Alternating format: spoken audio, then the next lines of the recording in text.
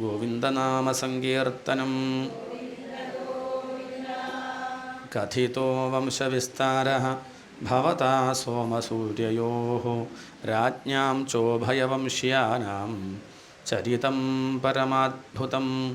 യദോശ്ച ധർമ്മശീലസ്യ നിതരാം മുനിസത്തമാം തത്രാംശേനാവതീർണസ്യ വിഷ്ണോഃ വീര്യാണി ശംസനഃ. അവതീരയതോർവംശേ ഭഗവാൻ ഭൂതഭാവനഃ കൃതവാൻ യാനി വിശ്വാത്മാ താനി നോവത വിസ്തരാത്. ഗോവിന്ദനാമസങ്കീർത്തനം. ദശമസ്കന്ധമാണ് ഇനി വർണ്ണിക്കേണ്ടത്. മനോഹരമായിട്ടുള്ള ഒരു സ്കന്ധമാണ് ദശമസ്കന്ധം.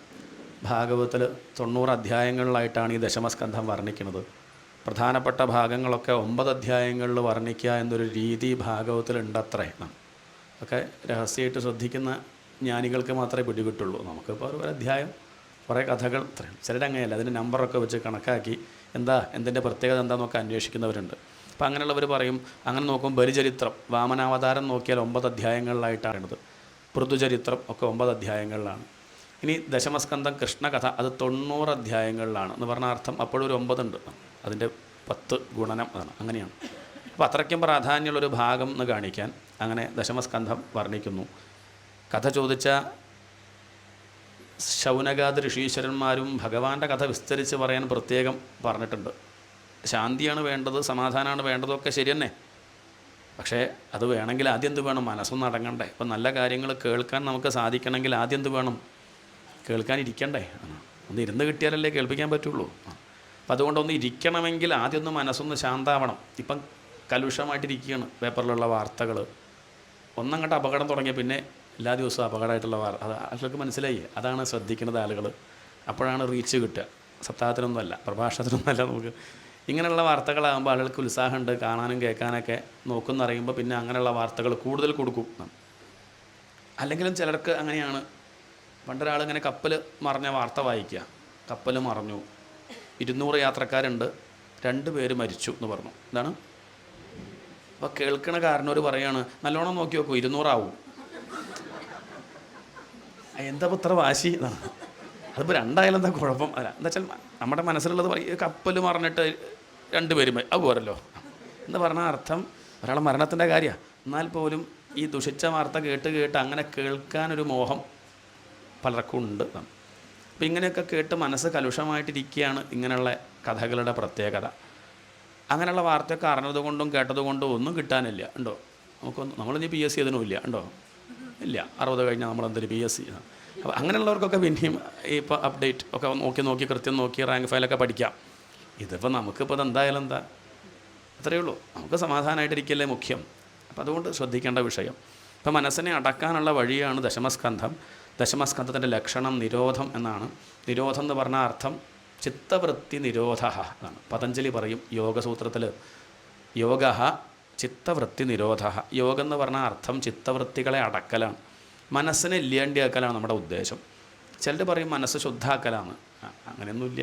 എന്താണ് ശുദ്ധാക്കിയോ? എത്ര നമ്മൾ ശ്രമിക്കണം, എത്ര സപ്താഹം കേട്ടു, എന്തൊക്കെ പ്രഭാഷണം കേട്ടു, നിങ്ങളവിടെ ഇരിക്കട്ടെ, പറയണേ എൻ്റെ കാര്യക്ക് ഇഷ്ടമുണ്ടല്ലോ. അപ്പോൾ ഇതൊന്നും മനസ്സെന്ന് പറഞ്ഞാൽ എന്താണ്? അശുദ്ധമാണ്.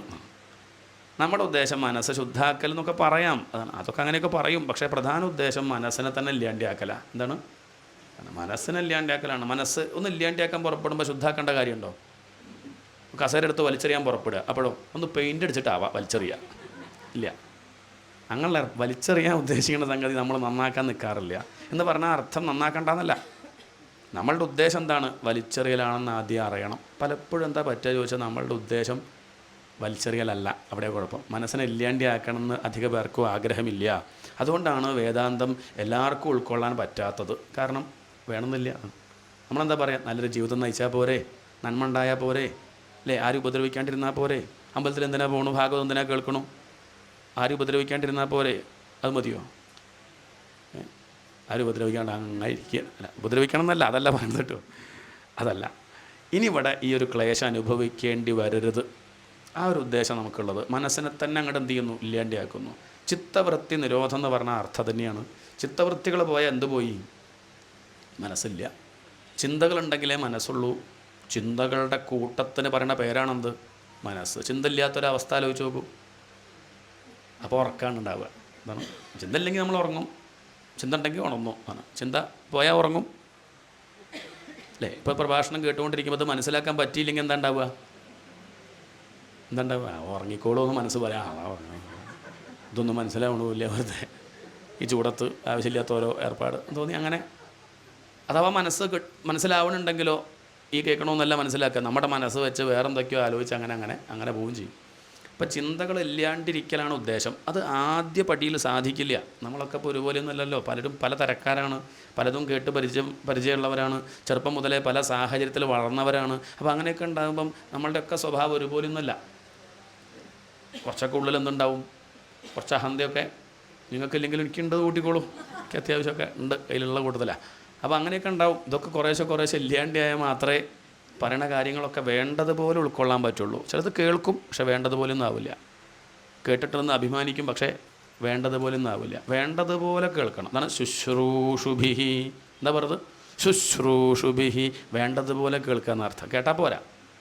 കേട്ടാൽ മതിയെങ്കിൽ എത്ര സപ്താഹം നടക്കുന്നുണ്ട്? മുക്കിന് സപ്താഹം. പുസ്തകം നോക്കും, ഗുരുവായൂർ ദേവസ്വം എത്ര പുസ്തകം അടിച്ചു, ഇതൊക്കെ ആള് വായിക്കുകയാണ്. എന്നിട്ട് ചീത്ത വാർത്ത കൂടണുണ്ടെങ്കിൽ എന്ന് പറഞ്ഞാൽ കേൾക്കണില്ല, പറയണില്ല, വേണ്ടതുപോലെ കേട്ടിട്ടില്ല. ആദരവോടുകൂടി ശ്രദ്ധയോടുകൂടി തനിക്ക് വേണം എന്നുള്ള മട്ടിൽ കേട്ടിട്ടില്ല. പക്ഷേ അവനവന് വേണ്ടി കേട്ടിട്ടില്ല എന്നർത്ഥം. അപ്പം അതുകൊണ്ട് ശ്രദ്ധയാണ് മുഖ്യം. ചിത്തവൃത്തി നിരോധ എന്ന് പറഞ്ഞാൽ ചിത്തങ്ങളെ അല്ലെങ്കിൽ ചിന്തകളെ ഇല്ലാണ്ടിയാക്കുക. ചിന്തകളാണ് പ്രശ്നങ്ങൾക്ക് കാരണം. ചിന്താദഹതി ജീവിതം എന്നാണ് ഒരു കവി പറയുന്നുണ്ട്. ചിത പിന്നെയും ഭേദ. ചിത പറഞ്ഞാൽ സാധനം കൊണ്ടേ ഇരിക്കുമല്ലോ എന്നാണ്. ഒരു പ്രാവശ്യം എരിയുള്ളൂ.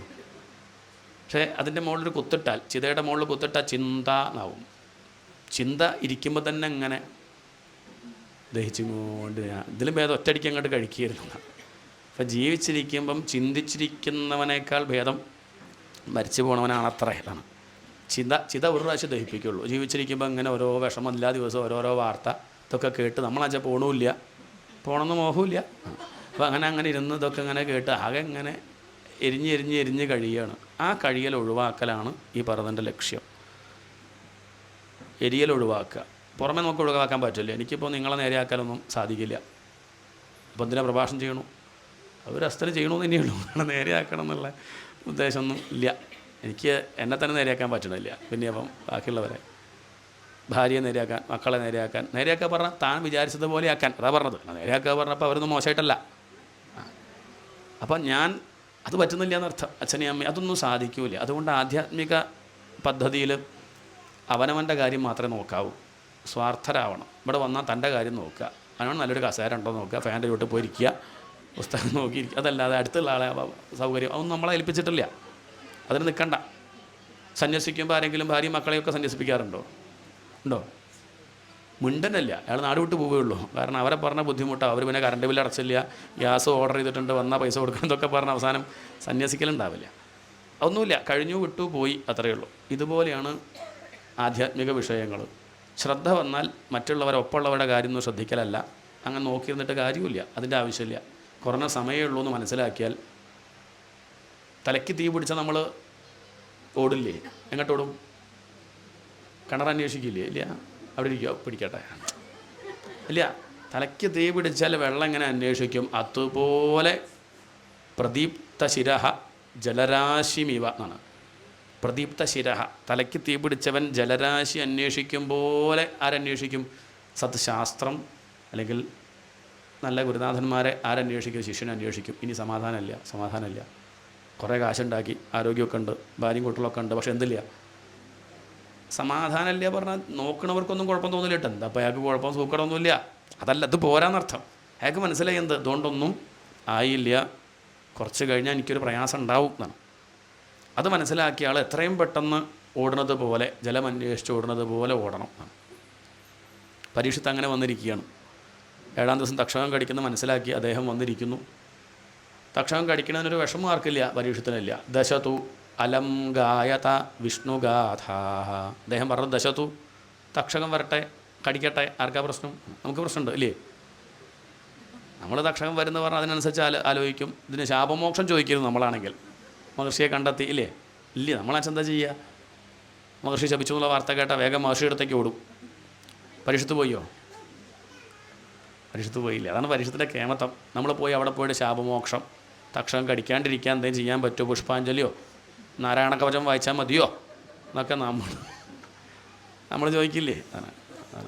അതൊന്നും പരീക്ഷത്ത് ചോദിച്ചില്ല. കാരണം മരിക്കാണ്ടിരിക്കലല്ല വിവരമുള്ളവരുടെ ലക്ഷ്യം. അത് ശ്രദ്ധിക്കേണ്ട വിഷയമാണ്. ഇത് താഴ്ന്ന ലെവലിൽ പറയല്ല, ചൊടി ഉയർന്ന തലത്ത് പറയുകയാണ്. അല്ലെങ്കിൽ ഒരു ചോദ്യം വരും, പലരും ചോദിക്കണ ചോദ്യമാണ്. പലരും ചോദിക്കാൻ പറഞ്ഞാൽ അങ്ങനെ അന്വേഷിക്കുന്നൊരു ആൾ ചോദിക്കണ ചോദ്യം, വിശ്വരൂപൻ നാരായണ കവചം ഉപദേശിച്ചു കൊടുത്തു ഇന്ദ്രന്, എന്നിട്ടോ ഇന്ദ്രൻ അത് കേട്ട് മനസ്സിലാക്കി ധരിച്ചു. എന്നിട്ട് ആദ്യം ചെയ്തതെന്താ? വിശ്വരൂപൻ്റെ തല വെട്ടി. അയാളെ പറഞ്ഞു കൊടുത്തതാ. വിശ്വരൂപൻ ഉപദേശിച്ചു ഇന്ദ്രന്, എന്നിട്ട് ഇന്ദ്രന് നഷ്ടപ്പെട്ട ഐശ്വര്യങ്ങൾ തിരിച്ചു കിട്ടി. ആരുടെ ഐശ്വര്യം പോയി? അത് ഉപദേശിച്ചു കൊടുത്ത വിശ്വരൂപന് തൻ്റെ ദേഹം രക്ഷിക്കാൻ പറ്റിയില്ലെങ്കിൽ എന്ത് നാരായണ കവചം ആണ്? അതിൽ പറയണത് എന്താ? റോട്ടിൽ കൂടെ പോകുമ്പോൾ വാമൻ രക്ഷിക്കും, ആകാശത്ത് കൂടെ പോകുമ്പം നാളെ രക്ഷിക്കും, കാട്ടിൽ പോയിരുന്നാൽ നമ്മളിപ്പോൾ ജപിക്കണം എന്തിനാ? വണ്ടി തട്ടാണ്ടിരിക്കാനൊക്കെ അല്ലേ? അങ്ങനെയല്ല. നമ്മൾ വിദേശത്ത് പോകുമ്പോൾ ഒക്കെ അങ്ങനെ തെറ്റൊന്നുമില്ല. പക്ഷേ അറിവുള്ളവരെ സംബന്ധിച്ച് വിശ്വരൂപന് മരണം ഒരു മരണമല്ല. ദേഹം പോണതൊന്നും മരണമായിട്ട് അദ്ദേഹത്തിന് അത് വിഷയമല്ല. അതുകൊണ്ടാണ് അദ്ദേഹത്തിൻ്റെ തല പോയത്. അതാണ് താല്പര്യം. രാഗദ്വേഷാദികൾ പറ്റാണ്ടിരിക്കുക, അതാണ് മുഖ്യം. അങ്ങനെ കണക്കാക്കുകയാണ് വേണ്ടത്. പക്ഷേ ഇന്ദ്രൻ അങ്ങനെയല്ല കേട്ടോ. ഇന്ദ്രൻ നമ്മളെപ്പോലെ ഭൗതികമായിട്ടുള്ള ആ ഒരു സുഖസൗകര്യമൊക്കെ ഉണ്ടാവണം എന്നുള്ള ഉദ്ദേശമായിരുന്നു. അയാൾക്കത് നടന്നു. വിശ്വരൂപൻ ആ നാരായണ കവചം ജപിച്ചത് രാഗദ്വേഷാദികൾ ഉണ്ടാവരുത്, ആരോടും മമത തോന്നരുത്. അതുകൊണ്ട് തന്നെയാണ് അദ്ദേഹത്തിന് തൻ്റെ അമ്മ വീട്ടുകാരും അച്ഛൻ വീട്ടുകാരും ഒരുപോലെയാണ്. ആ പേരിലാണ് കൊന്നത്. അസുരന്മാർക്കും ദേവന്മാർക്കും അദ്ദേഹം ഭാഗം കൊടുക്കും. എന്ത് വ്യത്യാസം ആണ്? അവർ തമ്മിൽ എന്താ വ്യത്യാസം? എല്ലാവരിലും ഇരിക്കുന്നത് ഭഗവാനല്ലേ? ആ ഒരു ബുദ്ധി, അതാണ് മുഖ്യം എന്നർത്ഥം. ശരി, ഇവിടെ പരീക്ഷത്ത് ചോദിക്കുകയാണ് കഥിതാഹ. ഇങ്ങനെയാണ് ഭാഗവത് ദശമസ്കന്ധം ആരംഭിക്കുന്നത്. ഭഗവാന്റെ പേരോടുകൂടി എന്ന് പറയും. കഥിതാഹ എന്ന് പറഞ്ഞ പേര് ഭഗവാനുണ്ടേ, സഹസ്രനാമത്തിൽ കാണാം. എവിടെയാണ്? ഭാരഭൃത് കഥിതോ യോഗി ആണ് ഇവിടെ കാണാം. ഭാരഭൃത് ഭഗവാന്റെ പേര്. കഥിതഹ പറഞ്ഞാൽ ഭഗവാന്റെ പേരാണ്. ഒരു വിദ്വാൻ, ഒരു തമാശക്കാരൻ പറഞ്ഞു, ആരാ യോഗി എന്ന് ചോദിച്ചാൽ ഭാരം ചുമക്കുന്നവനാ. എവിടെയാണ് പറഞ്ഞത്? സഹസ്രനാമത്തിൽ പ്രമാണമുണ്ട്. ഭാരഭൃത് കഥിതഹ യോഗി. എന്താണ്? സംസ്കൃതം കുറച്ച് പഠിച്ചവർക്കത് മനസ്സിലാവുള്ളൂ. അത് ഒരുമിച്ച് വായിച്ചാൽ എന്താർത്ഥം വരും? ഭാരഭൃത് യോഗി കഥിതഹ. ഭാരം ചുമക്കുന്നവനെ യോഗി എന്ന് പറയാം എന്ന് മാത്രം, അത് മാത്രമായിട്ട് അടർത്തിയെടുത്താൽ അങ്ങനെ അർത്ഥം വരും. അപ്പം ഭാരഭൃത് കഥിതഹ യോഗി ആണ്. കഥിതഹ പറഞ്ഞ ഭഗവാന്റെ പേരാണത്. ഇവിടെ അർത്ഥം ആ മട്ടിലല്ല, പക്ഷെ അങ്ങനെയും ചിന്തിക്കാം എന്നർത്ഥം. കഥിതഹ അങ്ങയാൽ പറയപ്പെട്ടു എന്നാണ് അർത്ഥം. വംശവിസ്താര, അങ്ങ് വംശങ്ങളെ പറ്റിയൊക്കെ വിസ്തരിച്ച് പറഞ്ഞു. ഏത് വംശങ്ങൾ?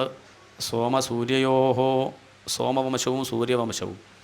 ശരിക്കും അങ്ങനെയല്ല പറയേണ്ടത്, സൂര്യ സോമയോഹോ എന്നാണ് പറയേണ്ടത്. കാരണം സൂര്യവംശമാണ് ആദ്യത്തെ വംശം, അത് കഴിഞ്ഞിട്ടാണ് എന്ത്? സോമവംശം. പക്ഷെ ഇവിടെ പരീക്ഷത്ത് എന്ത് പറഞ്ഞു? സോമസൂര്യയോഹോ. എന്താ കാരണം? പരീക്ഷത്തിന് താല്പര്യം ആരോടാ?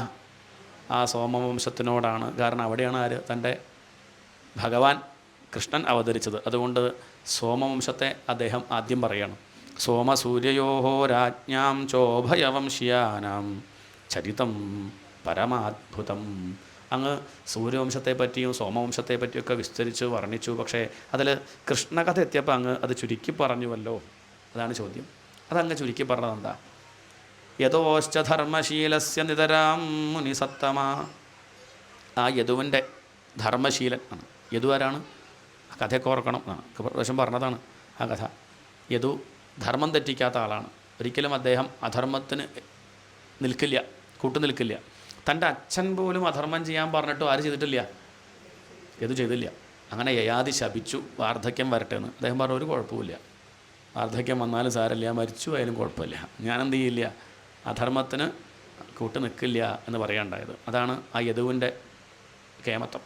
യദോശ്ച ധർമ്മശീലസ്യ.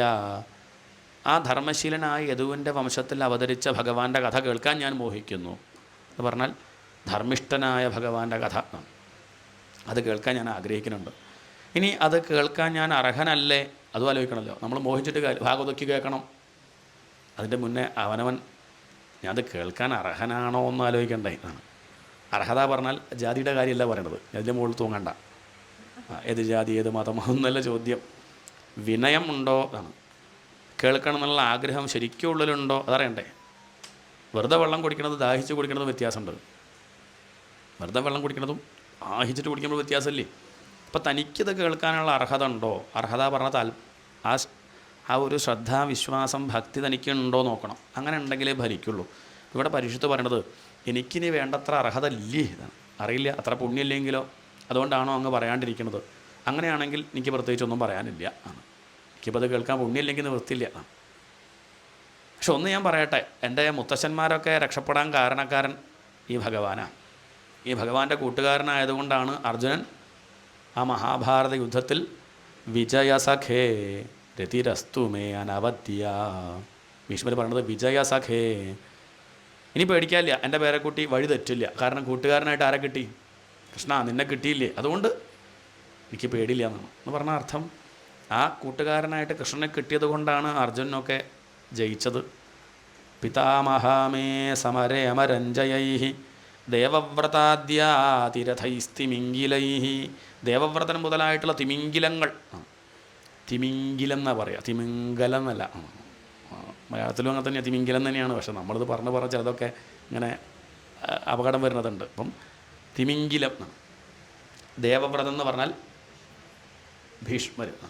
ഭീഷ്മരെ പോലുള്ള തിമിംഗിലങ്ങളുള്ള ആ ഒരു കൗരവസാഗരം അത് തരണം ചെയ്യാൻ ഈ അർജുനൻ എന്ന ആ ഒരു ചെറിയൊരു മത്സ്യത്തിന് സാധിച്ചത് ആരുള്ളതുകൊണ്ടാണ്?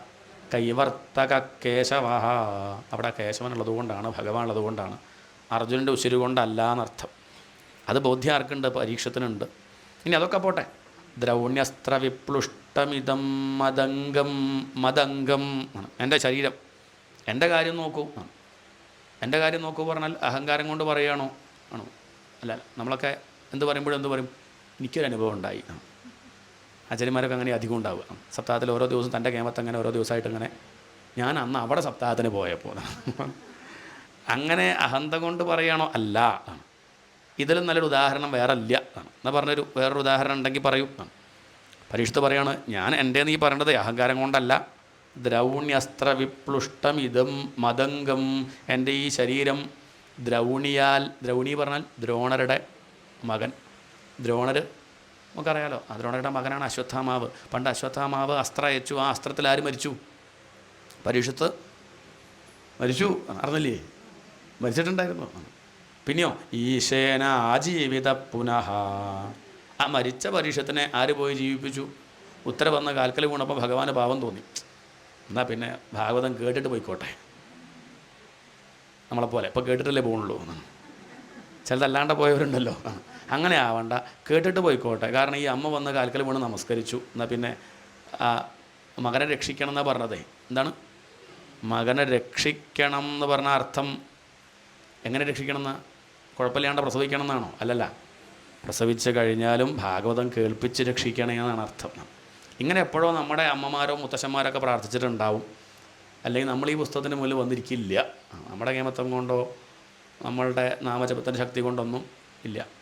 ഏതോ മുത്തശ്ശൻ പണ്ട് പ്രാർത്ഥിച്ചിട്ടുണ്ടാവും എന്നാണ്. അതിൻ്റെ പേരിലാണ് ഇപ്പം ദ്രൗണ്യസ്ത്ര വിപ്ലുഷ്ടം ഇതം മദംഗം സന്താന ബീജം കുരുപാണ്ഡവാനാം ജുഗോപകുക്ഷിംഗത ആത്തചക്രോ മാതുശ്ചമേയ ശരണം ഗതായാ. എൻ്റെ അമ്മ കാൽക്കൽ വീണ് നമസ്കരിച്ച സമയത്ത് അങ്ങ് നോക്കൂ, ആ അമ്മയുടെ ഗർഭത്തിലേക്ക് പ്രവേശിച്ച് മരിച്ചുപോയ എന്നെ അങ്ങ് ജീവിപ്പിച്ചില്ലേ എന്നാണ്. അത് സാധിക്കും ഭഗവാന്. മരിച്ചുപോയ ആളെ ജീവിപ്പിക്കാൻ ബുദ്ധിമുട്ടൊന്നും ആർക്കില്ല, ഭഗവാനില്ല. തൻ്റെ ഗുരുനാഥൻ്റെ പുത്രൻ മരിച്ചു പോയപ്പോൾ കൊണ്ടു കൊടുത്തില്ലേ? എന്നാൽ തൻ്റെ അനിയത്തിയുടെ മകൻ മരിച്ചപ്പോൾ ജീവിപ്പിച്ചതുമില്ല. അഭിമന്യു മരിച്ചു, ചെറുപ്രായം മരിച്ചുപോയി. എന്താ ജീവിപ്പിക്കാനും? തോന്നിയില്ല. എന്താ ചെയ്യുക? ഭഗവാൻ അങ്ങനെ തോന്നിയില്ല ജീവിപ്പിക്കണമെന്ന്. തോന്നിയാൽ ജീവിപ്പിക്കും. ഇവിടെ പരീക്ഷത്തിനെ ജീവിപ്പിക്കണം തോന്നി, അങ്ങനെ ജീവിപ്പിച്ചു. അങ്ങനെ ദ്രൗണിയാൽ മരിച്ച ഞാൻ, ആ ഭഗവാന്റെ ഭിക്ഷയാണ് ഈ ജന്മം. അതാണ് ഞാനിപ്പോൾ ഇങ്ങനെ ഇരിക്കുന്നുണ്ടെങ്കിൽ ഇതിന് കാരണക്കാരൻ ആ ഭഗവാനാണ്. അങ്ങനെയുള്ള ആ ഭഗവാന്റെ കഥ കേൾക്കാൻ ആ നിലയ്ക്ക് നോക്കിയാൽ ഞാൻ അർഹനല്ലേ എന്നാണ്. അതുകൊണ്ട് അങ്ങ് ആ ഭഗവാന്റെ കഥ എനിക്ക് പറഞ്ഞു തരൂ. ഇനി വിശപ്പും ദാഹവും ഉള്ളത് കൊണ്ട് ക്ഷീണിച്ചിരിക്കുകയാണ് ഞാൻ എന്ന് വിചാരിക്കുന്നുണ്ടെങ്കിൽ ഇല്ല. പണ്ട് അങ്ങനെ ഒരു ക്ഷീണം എനിക്കുണ്ടായിരുന്നു. അതിൻ്റെ പേരിലാണ് ഞാൻ ആ മഹർഷിയുടെ കഴുത്തിൽ ചത്ത പാമ്പിനെ, പണ്ടെനിക്ക് പറ്റില്ല, വെള്ളം കിട്ടാണ്ടിരുന്ന ദേഷ്യം വരും. പ്രഷർ ഇപ്പം 4 ദിവസമായി, ഇപ്പം ഒന്നും വരുന്നില്ല. പ്രഷറും ഇല്ല, ഷുഗറും പോയി, ഒക്കെ പോയി. പണ്ട് അങ്ങനെ ഉണ്ടായിരുന്നു. ആ രാജാവായിട്ടിരിക്കുന്ന ഒരു കാലത്ത് എന്തെങ്കിലുമൊക്കെ അങ്ങോട്ട് കാണുമ്പോഴേക്കും കേൾക്കുമ്പോഴേക്കും എന്നെ വേണ്ടതുപോലെ വന്ദിച്ചില്ല, എന്നെ കണ്ട് എഴുന്നേറ്റില്ല, എന്നെ കണ്ട് നമസ്കരിച്ചില്ല എന്നുള്ള പ്രശ്നമൊക്കെ എനിക്ക് പണ്ട് ഉണ്ടായിരുന്നു. പക്ഷേ ഇപ്പം അതൊക്കെ പോയി. ഇപ്പം ഞാൻ കുറച്ച് നന്നായിട്ടുണ്ടെന്ന് അർത്ഥമാണ്. ഇപ്പം എനിക്ക് അങ്ങനെയൊന്നും ഇല്ല. നൈഷാദി ദുസ്സഹ ക്ഷുന്മാം ത്യക്തോദമപിബാധത്തെ പിബന്ധം ത്വന്മുഖാം ഭോജച്യുതം. ചിലവിടെ അവിടെ അച്യുതം എന്നൊക്കെ വായിക്കുന്നവരുണ്ട്, അങ്ങനെ വായിക്കരുത് കേട്ടോ. ചിലപ്പോൾ നമുക്ക് അച്യുതനോട് കാണുമ്പോഴേക്കും അച്യുതനിലേക്ക് പോകും. വസുദേവനെ പറയുമ്പോഴും നമ്മളെങ്ങോട്ട് പോകും? വാസുദേവൻ എന്ന് അല്ലല്ല, വസുദേവരുണ്ടേ. അതുകൊണ്ട് വായിക്കുമ്പോൾ അത് ശ്രദ്ധിക്കണം നമ്മൾ. പിബന്ധം ത്വന്മുഖാംഭോജച്യുതം.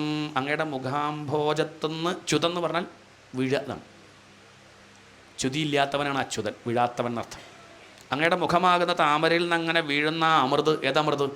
ഭാഗവതാമൃതം കേട്ടെന്നല്ല, കുടിച്ച് ഇപ്പം എനിക്കെന്തില്ല, എനിക്കിപ്പോൾ ചുക്കവെള്ളം കുടിക്കണം തോന്നുന്നില്ല. കാരണം ഭാഗവതം കുടിച്ചിപ്പം പരീക്ഷത്തിൻ്റെ കഥ അവിടെ നിൽക്കട്ടെ, നമ്മളുടെ കഥ എന്നത് വായിച്ചുകൊണ്ടിരിക്കുമ്പോൾ കേട്ടുകൊണ്ടിരിക്കുമ്പോൾ എന്തൊക്കെ പ്രയാസം ഉണ്ടെങ്കിലും തൊണ്ട പറ്റിയിട്ടുണ്ടാവും, എന്നാലും വെള്ളം കുടിക്കാൻ തോന്നണ്ടേ? അങ്ങനെയൊക്കെ ഒന്നും തോന്നണില്ല, ഭക്ഷണം കഴിക്കാൻ തോന്നണില്ല, സമയത്ത് നിർത്താൻ തോന്നില്ല, ഒക്കെ ബുദ്ധിമുട്ടാണ്. നമ്മൾ നിർത്തിട്ടോ, ഞാൻ ഇടയ്ക്കിടയ്ക്ക് വായിച്ച് നോക്കി അങ്ങനെ നിർത്തും. പക്ഷെ അങ്ങനെ ഒരു വിഷയം ഉണ്ട് ഇതിൽ. പിബന്ധം ത്വന്മുഖാംഭോജച്യുതം ഹരികഥാമൃതം. ഈ ഹരികഥാമൃതം കുടിച്ച് എനിക്കിപ്പോൾ എന്തില്ല, എനിക്ക് വിശപ്പുമില്ല, ദാഹവുമില്ല. ഇനി ഞാൻ ക്ഷീണിക്കുന്ന കരുതിയിട്ടാണെങ്കിൽ അതിൻ്റെ ആവശ്യമില്ല. കേൾക്കുന്നവരൊക്കെ അങ്ങനെ ക്ഷീണിച്ചിരിക്കുകയാണെങ്കിൽ പറയുന്ന ആൾക്കൊരു ഉത്സാഹം ഉണ്ടാവുമോ? ഉണ്ടാവില്ല. അതുകൊണ്ട് എനിക്കൊരു ക്ഷീണവുമില്ല എന്നാര് പറയുകയാണ്? പരീക്ഷത്ത് പറയുകയാണ്. അതുകൊണ്ട് അങ്ങ് അത് വിചാരിച്ച് കുറയ്ക്കേണ്ട, ചുരുക്കി പറയണ്ട, അങ്ങ് വിസ്തരിച്ച് തന്നെ പറഞ്ഞോളൂ. അങ്ങ് എന്തൊക്കെ പറയാൻ ഉദ്ദേശിക്കുന്നുണ്ടോ അതൊക്കെ വിട്ടുപോവാണ്ട് എനിക്ക് കേൾക്കണം, ചുരുക്കരുതെന്നർത്ഥം. ഏവം നിശമ്യ ഭൃഗുനന്ദന സാധുവാദം. ഇങ്ങനെ ഈ പരീക്ഷത്ത് സാധുവാദം നല്ലൊരു ചോദ്യം ചോദിച്ചപ്പോൾ, എന്ത് ചോദ്യം? നല്ല ചോദ്യം ചോദിച്ചു. സ്വതവേ ആരും അങ്ങനെ നല്ല ചോദ്യമൊക്കെ ചോദിക്കാറുണ്ട്, പക്ഷെ നല്ല ചോദ്യം ലോകത്ത് വളരെ കുറവാണ്. സാധുവാദം, സാധുവായിട്ടുള്ള ചോദ്യം. അത് കേട്ട സമയത്ത് വയ്യാസകി സ ഭഗവാനത വിഷ്ണുരാതം. വയ്യാസകി എന്ന് പറഞ്ഞാൽ വ്യാസൻ്റെ മകൻ ആണ്. വിഷ്ണുരാതൻ എന്നാണ് ആരുടെ പേര്? പരീക്ഷത്തിൻ്റെ പേര്. ബ്രഹ്മരാതൻ എന്നാണ് ശ്രീശുകരുടെ പേര്. രണ്ടുപേരും തമ്മിൽ പേരിൽ തന്നെ കുറേ ബന്ധമുണ്ട്. അതുമാത്രമല്ല സ്വഭാവത്തിലും അവരെ ജനിച്ചത് നോക്കുകയാണെങ്കിൽ ശ്രീശുകർ കുറച്ചു കാലം ഗർഭത്തിൽ കടന്ന് പിന്നെ അങ്ങോട്ട് ഭഗവാൻ വന്ന് അനുഗ്രഹിച്ച് പുറത്തേക്ക് വന്ന ആളാണ് ആര്? ശ്രീശുകർ. പരീക്ഷത്തും അങ്ങനെ തന്നെ. പരീക്ഷത്തും ഗർഭത്തിൽ നിന്ന് അവസാനം അമ്മ തൊഴുത് നമസ്കരിച്ചപ്പം ഭഗവാൻ അകത്ത് കയറി അങ്ങനെ ആ ബ്രഹ്മാസ്ത്രത്തെ രക്ഷിച്ചിട്ട് ഭഗവാന്റെ കാരുണ്യം കൊണ്ട് പുറത്ത് വന്ന ആളാണ് ആര്? പരീക്ഷത്ത്. അതാണ് ആ ഗുരുനാഥനും ശിഷ്യനും തമ്മിലൊരു ബന്ധം അവിടെ ഉണ്ട്. അപ്പം ഇങ്ങനെ ഈ ഒരു നല്ല ചോദ്യം പരീക്ഷത്ത് ചോദിച്ച സമയത്ത് പ്രത്യർച്ച്യ കൃഷ്ണചരിതം കലികൽമഷഘ്നം വ്യാഹർത്തും ആരഭത ഭാഗവത പ്രധാന. അങ്ങനെ വിസ്തരിച്ച് തന്നെ ഈ ഭാഗവതം പറഞ്ഞു കൊടുക്കാം എന്നാര് നിശ്ചയിച്ചു? ശ്രീശുകർ നിശ്ചയിച്ചു. കേൾക്കുന്ന ആൾക്ക് വേണ്ടിയാണ് ആര് പറയണത്? ഗുരുനാഥൻ പറയണത്. കാരണം ഗുരുനാഥനെ സംബന്ധിച്ച് പറയേണ്ട കാര്യം ഇല്ല. ശ്രീശുകരെ സംബന്ധിച്ച് അദ്ദേഹം എപ്പോഴും ആനന്ദിച്ചിരിക്കുന്ന ആളാണ്. പറഞ്ഞാലൊരു ആനന്ദം, പറയാണ്ടിരുന്ന വിഷമം. അങ്ങനെയല്ല, ഉണ്ടോ? പ്രഭാഷണം ചെയ്യുമ്പോൾ സന്തോഷം, ചെയ്യാണ്ടിരുന്ന വിഷമം ഉണ്ടെങ്കിൽ എന്തോ കുഴപ്പമുണ്ടെന്ന് അർത്ഥം. അങ്ങനെ പറ്റില്ല, അത് മാറണം. അപ്പോൾ ചോദിക്കും എന്തിനാ പ്രഭാഷണം ചെയ്യണോ? ഇത്രയേ ഉള്ളൂ. പ്രഭാഷണം ചെയ്യാണ്ടിരിക്കുമ്പോഴും സന്തോഷമായിട്ടിരിക്കുക, പ്രഭാഷണം ചെയ്യുമ്പോഴും സന്തോഷമായിട്ടിരിക്കുകയാണ്. അത്രയും അതാ വേണ്ടത്. അങ്ങനെയാണോ അല്ലേ എന്നുള്ളതൊക്കെ വേറെ വിഷയം. പണ്ട് ജി ബാലകൃഷ്ണൻ നായർ കോഴിക്കോട് പ്രസംഗിക്കുമ്പം അദ്ദേഹം ഇടയ്ക്കിടയ്ക്ക് പറയാറുള്ള കാര്യമാണ്, പ്രഭാഷണം ചെയ്യുമ്പം പ്രത്യേകിച്ച് അങ്ങനെ വലിയൊരു സുഖമൊന്നും ഇല്ല എന്നാണ്, പ്രഭാഷണം ചെയ്യാണ്ടിരിക്കുമ്പോഴും ഇല്ല. അപ്പോൾ സാറേ എന്താ പ്രഭാഷണം ചെയ്യണമെന്ന് ചോദിച്ചാൽ അത് ചെയ്യണു ഇത്ര തന്നെ ആണ്. നിങ്ങൾ നീറ്റ് പോയാലും ഒരു കുഴപ്പമില്ല, നാളെ പ്രഭാഷണത്തിന് വിളിച്ചില്ലെങ്കിലും പ്രശ്നമില്ല, ഒന്നൊരു കുഴപ്പം. ഇനി വേറെ ആളെ വിളിച്ചാൽ സന്തോഷം, അത്രയേ ഉള്ളൂ. നമുക്കങ്ങനെ പറ്റുമോ? നമുക്ക് ഓരോന്നും പ്രശ്നമാണ്, എല്ലാം നമുക്ക് കുഴപ്പമാണ്. അങ്ങനെ ആവണം എന്നർത്ഥം. അതാണ് നമ്മളെയൊക്കെ ഉദ്ദേശം. അങ്ങനെയാണ്, അങ്ങനെയൊക്കെ ആയി വരാൻ ആണ് ആഗ്രഹിക്കേണ്ടത്. അവിടെ പ്രഭാഷണ മത്സരം, അതിൽ ഫസ്റ്റ് പ്രൈസ് ഹരിഗോവിന്ദൻ നമ്പൂതിരി. പിന്നെ നിർമ്മത്സരാണാം സതാം വേദ്യം. അങ്ങനെ മത്സരം അറിയാണ്ട് നമ്മൾ പലരും പോയതാണ്. മത്സരം എന്ന് പറഞ്ഞിട്ട് അപ്പോൾ പോകേണ്ടിയിരിക്കുകയായിരുന്നു. അത്രയും വേണ്ട. അങ്ങനെയൊന്നും മത്സരിക്കാനുള്ളൊരു വിഷയമല്ലത്. അതൊക്കെ ഓട്ട മത്സരം, ചാട്ടമൊക്കെ ഉണ്ടെങ്കിൽ വിളിച്ചോളൂ, പോവാം, നമുക്ക് മത്സരിക്കാം, ഓടാം, ചാടാം. ഇതിനുള്ളതല്ല. ഇതിലൊന്നും അങ്ങനെ എന്തില്ല. അങ്ങനെ മത്സരിപ്പിക്കാൻ ശ്രമിച്ചാൽ ബുദ്ധിമുട്ടാണ്. വേണ്ടതുപോലെ ഫലിക്കില്ല എന്നർത്ഥം. അപ്പം അതുകൊണ്ട് ഇവിടെ പറയാൻ പുറപ്പെടുകയാണ്. നല്ല ചോദ്യം അങ്ങ് ചോദിച്ചു, സന്തോഷമായി. ചുരുക്കി പറയാനും വിസ്തരിച്ച് പറയാനുമുള്ള കഴിവ് ആചാര്യന്മാർക്കുണ്ട്. അവർക്ക് ചുരുക്കി പറയാനും പറ്റും, വിസ്തരിക്കാനും പറ്റും. ചുരുക്കി പറഞ്ഞു വെച്ച് ചുരുക്കി തോന്നില്ല കേട്ടോ, കേൾക്കണവർക്ക് ചുരുക്കി തോന്നില്ല. ഒക്കെ പറഞ്ഞല്ലോ, 10 മിനിറ്റ് എടുത്തുള്ളല്ലോ, ഒക്കെ പറഞ്ഞല്ലോ, അങ്ങനെ തോന്നും ചെയ്യും. അങ്ങനെയുള്ള സാമർഥ്യം ആർക്കുണ്ട്, അത് നല്ല വക്താവിനുണ്ടാവും. പണ്ടൊരാൾ പറഞ്ഞു, പെട്ടെന്ന് കഥ പറയണം, നേരമില്ല പറഞ്ഞു. അപ്പോൾ അയാൾ പറഞ്ഞു, ആയിക്കോട്ടെ പറയാം, ഒരു കഥ പറയണം. അപ്പോൾ അയാൾ പറഞ്ഞു, 1 അല്ല 2 കഥ പറയാം. അത്ര വേണമെന്നില്ല, അല്ല 2 പറയാം, പ്രശ്നമൊന്നുമില്ല. എത്ര കുറഞ്ഞ സമയം കൊണ്ട് പറയാൻ പറ്റും, എത്ര കുറഞ്ഞ സമയമാണെങ്കിലും ഞാൻ കഥ പറയാം. അപ്പോൾ ഇയാൾ പറഞ്ഞു, ഞാൻ കയ്യിലൊരു പന്തുണ്ടേ, ആ പന്ത് മുകളിലേക്ക് എറിഞ്ഞത് താഴത്തെത്തുമ്പോഴേക്കും കഥ പറയുമോ ചോദിച്ചു. 2 കഥ പറയാം. ആ പന്ത് മുകളിലേക്ക് എറിഞ്ഞോ, താഴത്തേക്ക് വരുമ്പോൾ ഇയാൾ പറഞ്ഞു, പെണ്ണാൽ ചത്തു മണ്ണാൽ ചത്തു. കഴിഞ്ഞു, കഥ കഴിഞ്ഞു. അപ്പോൾ ഈ പന്തെറിഞ്ഞ ആൾ ചോദിച്ചു, ഇതിപ്പോൾ എന്താ, ഒന്ന് രാമായണം, ഒന്ന് മഹാഭാരതം. ഇനി രാമായണം 41 ദിവസമായിട്ട് പറയാം, മഹാഭാരതം 108 ദിവസമായിട്ടും 2 പറഞ്ഞു കഴിഞ്ഞു. ഈ കുറഞ്ഞ സമയം കൊണ്ടും പറയാം. ഇനിയിപ്പോൾ അങ്ങനെയല്ല, ആജീവനാന്തം, അങ്ങനെയും പറയാം. അത് മുഷിപ്പിച്ചിട്ടല്ല.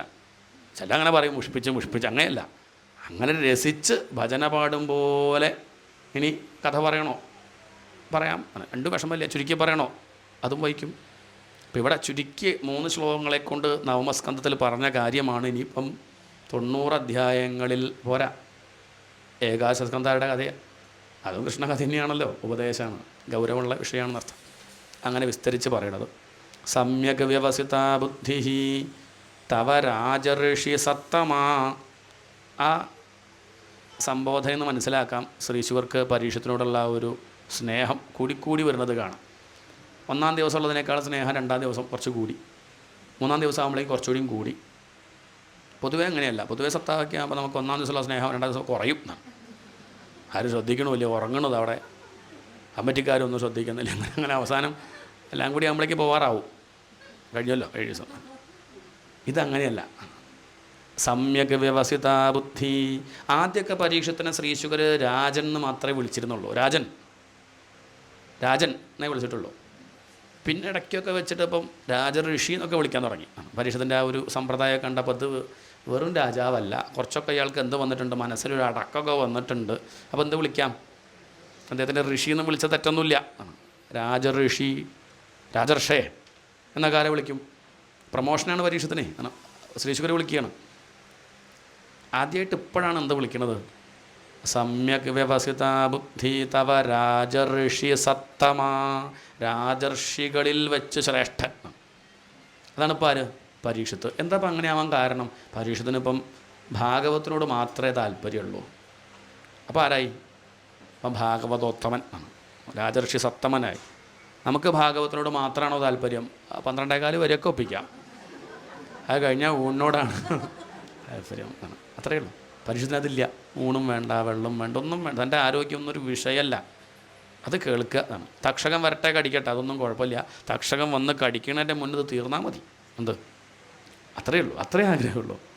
അതാണ് തവ രാജഋഷി സത്തമാ വാസുദേവ കഥായാന്തേ യജ്ജാത നൈഷ്ഠികീരതി. ഈ വാസുദേവ കഥയിൽ നൈഷ്ഠികീരതി, നിഷ്ഠയോടുകൂടിയുള്ള ഒരു ഭാവം ആണ്. ഒരാളെ കുഴമ്പനല്ല. ചിലരൊക്കെ അങ്ങനെ ഇരുന്ന് കരാറെടുത്ത പോലെ വായിക്കുന്നവരുണ്ട് ഭാഗവതമൊക്കെ. അങ്ങനെ ആരാ നിർബന്ധിച്ചത്, എന്തിനിപ്പോൾ ഇങ്ങനെ കഷ്ടപ്പെട്ടപ്പം അത് മനസ്സിലാവാത്തത്. എന്തോ ഒരു അവിടെ തീർന്ന ഹാവു ആരും പറഞ്ഞില്ല വായിക്കാൻ. പക്ഷേ അതെന്താ വെച്ചാൽ അതൊരു സർക്കസ് എന്നേ പറയാൻ പറ്റുള്ളൂ. തെറ്റൊന്നുമില്ല. അത്രയും നേരം ഇയാളെ കൊണ്ട് ബാക്കിയുള്ളവർക്ക് ഉപദ്രവമില്ല. അതൊരു മുറി കുറ്റിയിട്ട് അവിടെ നിന്ന് വായിക്കുമ്പോൾ ബാക്കിയുള്ളവർക്ക് സമാധാനമുണ്ട് വീട്ടിൽ, നല്ല കാര്യം. അതൊക്കെ ഒരു അഭ്യാസം എന്ന് പറയാൻ പറ്റും. അത് നൈഷ്ഠികീരതിയൊന്നുമല്ല. എന്തല്ല, അത് വലിയൊരു ഭക്തിയായിട്ടൊന്നും പറയാൻ കുറേ കഴിയുമ്പോൾ ഒക്കെ ചിലപ്പം തോന്നുമായിരിക്കും കേട്ടോ. ഒരു 10-300 വായനയൊക്കെ വായിച്ചു കഴിഞ്ഞാൽ ചിലപ്പോൾ ഒരു പക്ഷേ ഒന്ന് ശ്രദ്ധിച്ച് വായിക്കട്ടോ എന്നൊക്കെ തോന്നുമായിരിക്കും. അത്രേ പറയാൻ പറ്റുള്ളൂ. എന്നിട്ട് തോന്നാത്തവരുണ്ട് കേട്ടോ. അതാണ്, അങ്ങനെയുണ്ട്. ഇതൊക്കെ നമ്മൾ ഓരോ പദ്ധതിയും നേരെയാവുമെന്ന് കരുതിയിട്ടല്ലേ ഓരോന്നും ചെയ്യണത്. പക്ഷേ അതങ്ങനെ ചെയ്ത് ഒരിക്കലും ഇങ്ങോട്ട് തിരിയണത് കാണാറില്ല. ഇപ്പോൾ വേദത്തിലൊക്കെ മദ്യം മാംസമൊക്കെ എന്നാൽ അത്ര മോഹം ഉണ്ടെങ്കിൽ ഒന്ന് വാസനിച്ചോളൂ എന്നൊക്കെ പറയുന്നുണ്ട്. എന്താണ് ആ കുടിക്കണമെന്ന് മോഹമുള്ള ആൾ വാസനിക്കാനേ പാടുള്ളൂ. അതാണ് ആ പേരും പറഞ്ഞപ്പോൾ എന്തൊക്കെ നടക്കുന്നുണ്ട് എന്നാണ് പൂജയിൽ മദ്യം എന്നാണ്. അപ്പം ഉദ്ദേശം ഒന്നാണെങ്കിലും അതവിടേക്ക് എത്തണില്ല. കുറച്ച് കഴിയുമ്പോൾ അവർ നിർത്തട്ടെ എന്നുള്ള ഉദ്ദേശത്തിൽ തുടങ്ങിയത്. മരുന്ന് കൊടുക്കും പോലെ ഗുളിക എഴുതി കൊടുക്കുമല്ലോ കുട്ടികൾക്ക്. ഡോക്ടറെ കാണിക്കുമ്പോൾ എഴുതി കൊടുക്കില്ലേ? എത്ര ദിവസത്തേക്കാണ് എഴുതുക? ആജീവനാന്തം ആണോ? അയാൾ പറയും 2 ആഴ്ച കഴിച്ചു നോക്കൂ, എന്നിട്ട് മാറിയില്ലെങ്കിൽ വരൂ അല്ലേ? അങ്ങനെയല്ലേ പറയുക? അമ്മയുടെ ഉദ്ദേശം എന്താ? ഗുളിക കൊടുക്കുമ്പം സന്തോഷത്തോടെ കൊടുക്കുക. എല്ലാ കാലവും ഇങ്ങനെ കൊടുക്കാൻ തരാവണേ ഗുളിക. അങ്ങനെയല്ല, ഇതെങ്ങനെയൊന്ന് നിർത്തണം എന്നുള്ള ഉദ്ദേശമാണ് അല്ലേ? ഇതുപോലെ നമ്മളും ഭൗതികമായ സുഖം അനുഭവിക്കുമ്പോഴും ഇതെങ്ങനെയെങ്കിലും ഒന്ന് നിർത്തണേ. എന്താണ് ഇനിയും കഴിക്കാൻ പറ്റണമെന്ന് വിചാരമല്ല, എങ്ങനെയെങ്കിലും ഇതൊന്നും അങ്ങോട്ട് ഒഴിവാക്കിയാൽ. അനുഭവിക്കാണ്ട് ഗുളിക കഴിക്കുന്നുണ്ട്, പക്ഷേ ഇത് ഒന്ന് നിർത്തിക്കിട്ടണം എന്നുള്ള ആഗ്രഹം ഉണ്ടാകണം. രോഗം മാറാനാണ് ഗുളിക കഴിക്കുന്നത്. ഇത് ഗുളിക തന്നെ ഇങ്ങനെ ആഹാരം പോലെ കഴിച്ചാൽ അത് പ്രശ്നമാണ്. അപ്പോൾ ഈ കർമ്മങ്ങളൊക്കെ വിധിച്ചത് പോലും കർമ്മമോക്ഷായ, എല്ലാ കാലവും കർമ്മം ചെയ്യാനല്ല. നാളെ ഇനി കർമ്മമൊന്നും ഉണ്ടാവരുത്, ഒക്കെ ഒഴിവാക്കാൻ വേണ്ടിയാണ്. എല്ലാ കാലവും പൂജ കഴിക്കണമെന്നില്ല, എല്ലാ കാലവും ധ്യാനിക്കണമെന്നില്ല, എല്ലാ കാലവും ഭാഗവതം വായിക്കണമെന്നും പറയുമ്പോൾ വിഷമമായോ? ഇനി കുറച്ച് കഴിഞ്ഞാൽ ഭാഗവതം വേറെ ഞാൻ വേറെ എന്നില്ല. അങ്ങനെ എപ്പോഴും അതാണ് ലക്ഷ്യം. സമ്യക് വ്യവസിതാ ബുദ്ധി. അല്ലയോ രാജാവേ, അങ്ങയുടെ ബുദ്ധി നേരാവണ്ണാണ് കേട്ടോ, സംശയമൊന്നുമില്ല. അങ്ങ് സംശയിക്കേണ്ട. അങ്ങയുടെ ബുദ്ധി ഇപ്പം നേർവഴിക്ക് സഞ്ചരിക്കുക. എന്താ കാരണം? അങ്ങയ്ക്ക് ഈശ്വര കഥയിൽ ശ്രദ്ധ ഉണ്ട്. അങ്ങിപ്പം ഇത് വിസ്തരിച്ച് പറയാൻ പറഞ്ഞിട്ടില്ലെങ്കിൽ ഞാൻ മനസ്സിലാക്കുന്നത് അങ്ങയ്ക്ക് വലിയ ശ്രദ്ധയൊന്നും ഈശ്വര കഥയിലില്ല. ഇപ്പോൾ ശ്രീശുകരോടൊരു പക്ഷേ പരീക്ഷത്ത് വിസ്തരിക്കണമെന്ന് പറഞ്ഞില്ല വിചാരിക്കുക, എന്താ ഉണ്ടാവുക? ദശമസ്കന്ധമില്ല. എന്താണ്? അത്ര തന്നെ ഉള്ളൂ. ശ്രീശുകർക്ക് വാശിയൊന്നുമില്ല. ഇത് പറഞ്ഞ് കേൾപ്പിക്കാൻ ശ്രീശുകർക്കോ? അയാൾ എവിടെ ഇരിക്കാത്തതാണ്. നന്നായി തോന്നുള്ളൂ, അത്ര ശബ്ദം എടുക്കാണ്ട കഴിഞ്ഞു, നന്നായി വോയിസ് റെസ്റ്റായി എന്നേ വിചാരിക്കുള്ളൂ. പക്ഷേ ഇത് പരീക്ഷത്തിന് ശ്രദ്ധ ഉണ്ടെന്ന് കണ്ടപ്പോൾ സന്തോഷമായി. നന്നായി പരീക്ഷത്തെ. സമ്യക് വ്യവസിത ബുദ്ധി. അങ്ങയുടെ ബുദ്ധി വേണ്ടതുപോലെയാണ്, നേർവഴിക്ക് തന്നെയാണ് പോണത്. എങ്ങനെയത് മനസ്സിലാവുക? വാസുദേവ കഥായാം തേ യജ്ജാത നൈഷ്ഠികീരതി. അങ്ങക്ക് വാസുദേവ കഥയിൽ നൈഷ്ഠികീരതി ആണ്, നിഷ്ഠയോടുകൂടിയുള്ളൊരു ഭക്തി ഉണ്ട്. നമ്മളുടെ ഭക്തിയൊന്നും അങ്ങനെയുള്ള ഭക്തിയല്ല. നമുക്ക് ഇടക്കാലത്ത് ഭക്തി ഉണ്ടാവും, ജീവിതത്തിൽ പ്രശ്നം വരുമ്പോൾ വലിയ ഭക്തിയാണ്. ഒരു വാരപ്പനെ 1008 പ്രദക്ഷിണം ആയിക്കോട്ടെ, തെറ്റൊന്നുമില്ല. അങ്ങനെയൊക്കെ ഉണ്ട്. ആ ഒരു സമയമാകുമ്പോൾ ഒരു ഭക്തിയാണ്. അതങ്ങോട്ട് കഴിഞ്ഞു വെച്ചാൽ മെല്ലെ കുറഞ്ഞു. പിന്നെ 1008 പോയി, 108ആയി, 12ആയി, 8ആയി, പിന്നെ വേണ്ട വെച്ചു. 10 കൊല്ലം കൂടുമ്പോൾ ഒന്ന് ഗുരുവായൂർ പോവാം എന്നാക്കി. ഇങ്ങനെ കുറഞ്ഞു വരേണ്ടത് അർത്ഥം. ഇതങ്ങനെയല്ല. നൈഷ്ഠികീരതി. അങ്ങേക്ക് കുറയുന്നില്ല. അങ്ങേക്ക് ഭഗവാനോടുള്ള ഭക്തിക്ക് കൂടുതൽ ആവുക എന്നല്ലാണ്ട് കുറയുന്നില്ല. അങ്ങേക്കൊരു നിഷ്ഠയോട് കൂടിയുള്ള ഭക്തിയാണ് എന്നെനിക്ക് മനസ്സിലായി. ഈശ്വര കഥകൾ പറയണതും കേൾക്കുന്നതും ഇനി പറയാൻ ഉള്ള സാഹചര്യം ഉണ്ടാക്കി കൊടുക്കുന്നതും, ഇനി കേൾക്കാൻ പറ്റിയില്ല, പറയാനും പറ്റിയില്ല, എന്നാലും അത് സംഘടിപ്പിക്കാൻ സാധിച്ചു. അയാൾ കേട്ടിട്ടുമില്ല, പറഞ്ഞിട്ടുമില്ല, പക്ഷേ അയാൾക്ക് എന്ത് കിട്ടും? അതിൻ്റെ പുണ്യം കിട്ടും. കുറേ പേരെ കേട്ടിട്ട് അവർക്കൊരു സന്തോഷം ഉണ്ടാവാൻ ആര് കാരണമായി ഇല്ലേ? അങ്ങനെ അതാണ് ഇതിൻ്റെ ഗുണം. എല്ലാവർക്കും സന്തോഷം കൊടുക്കുന്നതാണ്. അങ്ങനെയുള്ള ആ ഭഗവാന്റെ കഥ ഞാൻ പറയാം. ഭൂമി കരഞ്ഞു. പണ്ട് തൻ്റെ അമ്മ കരഞ്ഞപ്പം തന്നെ ആരനുഗ്രഹിച്ചു? ഭഗവാൻ അനുഗ്രഹിച്ചില്ലേ? ഇങ്ങനെ ഭൂമി കരഞ്ഞപ്പം ഭൂമിയിലുള്ള കുട്ടികളെയൊക്കെ, നമ്മളെപ്പോലുള്ള മനുഷ്യരെയൊക്കെ അനുഗ്രഹിക്കാൻ ഭഗവാൻ തീരുമാനിച്ചു. അങ്ങനെ ഭഗവാൻ അവതരിക്കുകയാണ്. ഭൂമി ദൃപ്തനൃപവ്യാജ ദൈത്യാനീകശതായുതൈ. ഭൂമിക്ക് ഭാരം സഹിക്കാൻ വയ്യാതെയായി. ദുർജനങ്ങൾ അങ്ങോട്ട് വർദ്ധിച്ചിട്ട് ഭൂമിക്ക് വലിയ പ്രയാസമുണ്ടായി. അങ്ങനെ ഭൂമി ഒരു പശുവിൻ്റെ രൂപം സ്വീകരിച്ചു. അങ്ങനെ ഭൂമി പോയി. എവിടേക്ക് പോയി? ഇതൊക്കെ ആലങ്കാരികമായിട്ട് പറയുകയാണ്. ഈ കഥയൊക്കെ പറയുമ്പം പുതിയ ആളുകൾക്ക് ചിലപ്പം ഉൾക്കൊള്ളാൻ പ്രയാസം ഉണ്ടാവും. ഭൂമി കരയേ. അതാണ് ഭൂകമ്പം. എന്താണ് ഭൂമിയുടെ കരച്ച്? നമ്മൾ ഭൂമി എന്തോ ലഹള കൂട്ടിയെന്നാണ് വിചാരിക്കുക. അല്ല, ഭൂമി കരയുമ്പോൾ പുറമേക്ക് അതിങ്ങനെ ഇളകുക ചെയ്യുക. ഭൂമിയുടെ കരച്ചിലാണ് കൊറോണ, ഭൂമിയുടെ കരച്ചിലാണ് ഉരുൾപൊട്ടൽ. ഇതൊക്കെ ഭൂമിയുടെ കരച്ചിലാണ്. ഇവർ നേരെയാവണില്ലല്ലോ. ഈ മനുഷ്യർ എത്ര പറഞ്ഞിട്ടും നേരെയാവണില്ലല്ലോ. ഇത്രയൊക്കെ പഠിച്ചിട്ടും ഉൾക്കൊള്ളുന്നില്ലല്ലോ എന്നുള്ള ആ ഒരു കരച്ചിലാണ്. മക്കൾ പറഞ്ഞാൽ കേൾക്കാണ്ടായാൽ അമ്മ കരയില്ലേ? ആ ഒരു കരച്ചിൽ ആണ്. അത് തന്നെയാണ്, ശരിയാവണില്ലല്ലോ, എത്ര നോക്കി പറ്റണില്ലല്ലോ, ഈ ഒരു വിഷമം. അതാണ് എർത്ത് റിയാക്ട്സ്, ഭൂമിയുടെ കരച്ചിൽ. അങ്ങനെ ഭൂമി കരഞ്ഞു. ബ്രഹ്മദേവനൊക്കെ ഈ വിവരം വന്ന് പറഞ്ഞു വിഷ്ണു ഭഗവാനോട്. അവിടുന്ന് അശരീരി ഉണ്ടായി. വേണ്ട, പേടിക്കണ്ട, അധികം വൈകാതെ ഞാൻ അവതരിക്കും. ഇതുവരെയുള്ള അവതാരം പോലെയല്ല, ഈ അവതാരം കുറച്ചധിക കാലം ഉണ്ടാവും. 125 വർഷം ഞാനവിടെ ഉണ്ടാവും. മറ്റുള്ള അവതാരങ്ങളൊക്കെ വന്നു പോകുന്നതാണ്, അധിക കാലമൊന്നും ഉണ്ടാവാറില്ല. രാമനാണെങ്കിലും വന്നു, ബാലലീലയൊന്നുമില്ല.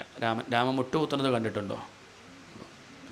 മണ്ണ് തിന്നു ശ്രീരാമൻ ഇല്ല, ശ്രീരാമൻ മണ്ണൊന്നുമില്ല, അങ്ങനെ അതൊന്നുമില്ല. അങ്ങനത്തെ വെണ്ണ മോഷ്ടിച്ചു, കലം ഉടച്ചു. രാമൻ മര്യാദക്കാരനാണ്, അങ്ങനെയൊന്നുമില്ല, ധർമ്മിഷ്ഠനാണ് അദ്ദേഹം. അതിൻ്റെ ഒരു ഗൗരവത്തിൽ അങ്ങനെ വലിയ ചിരിയും കളിയൊന്നുമില്ല, മാറി നിൽക്കുകയുള്ളൂ.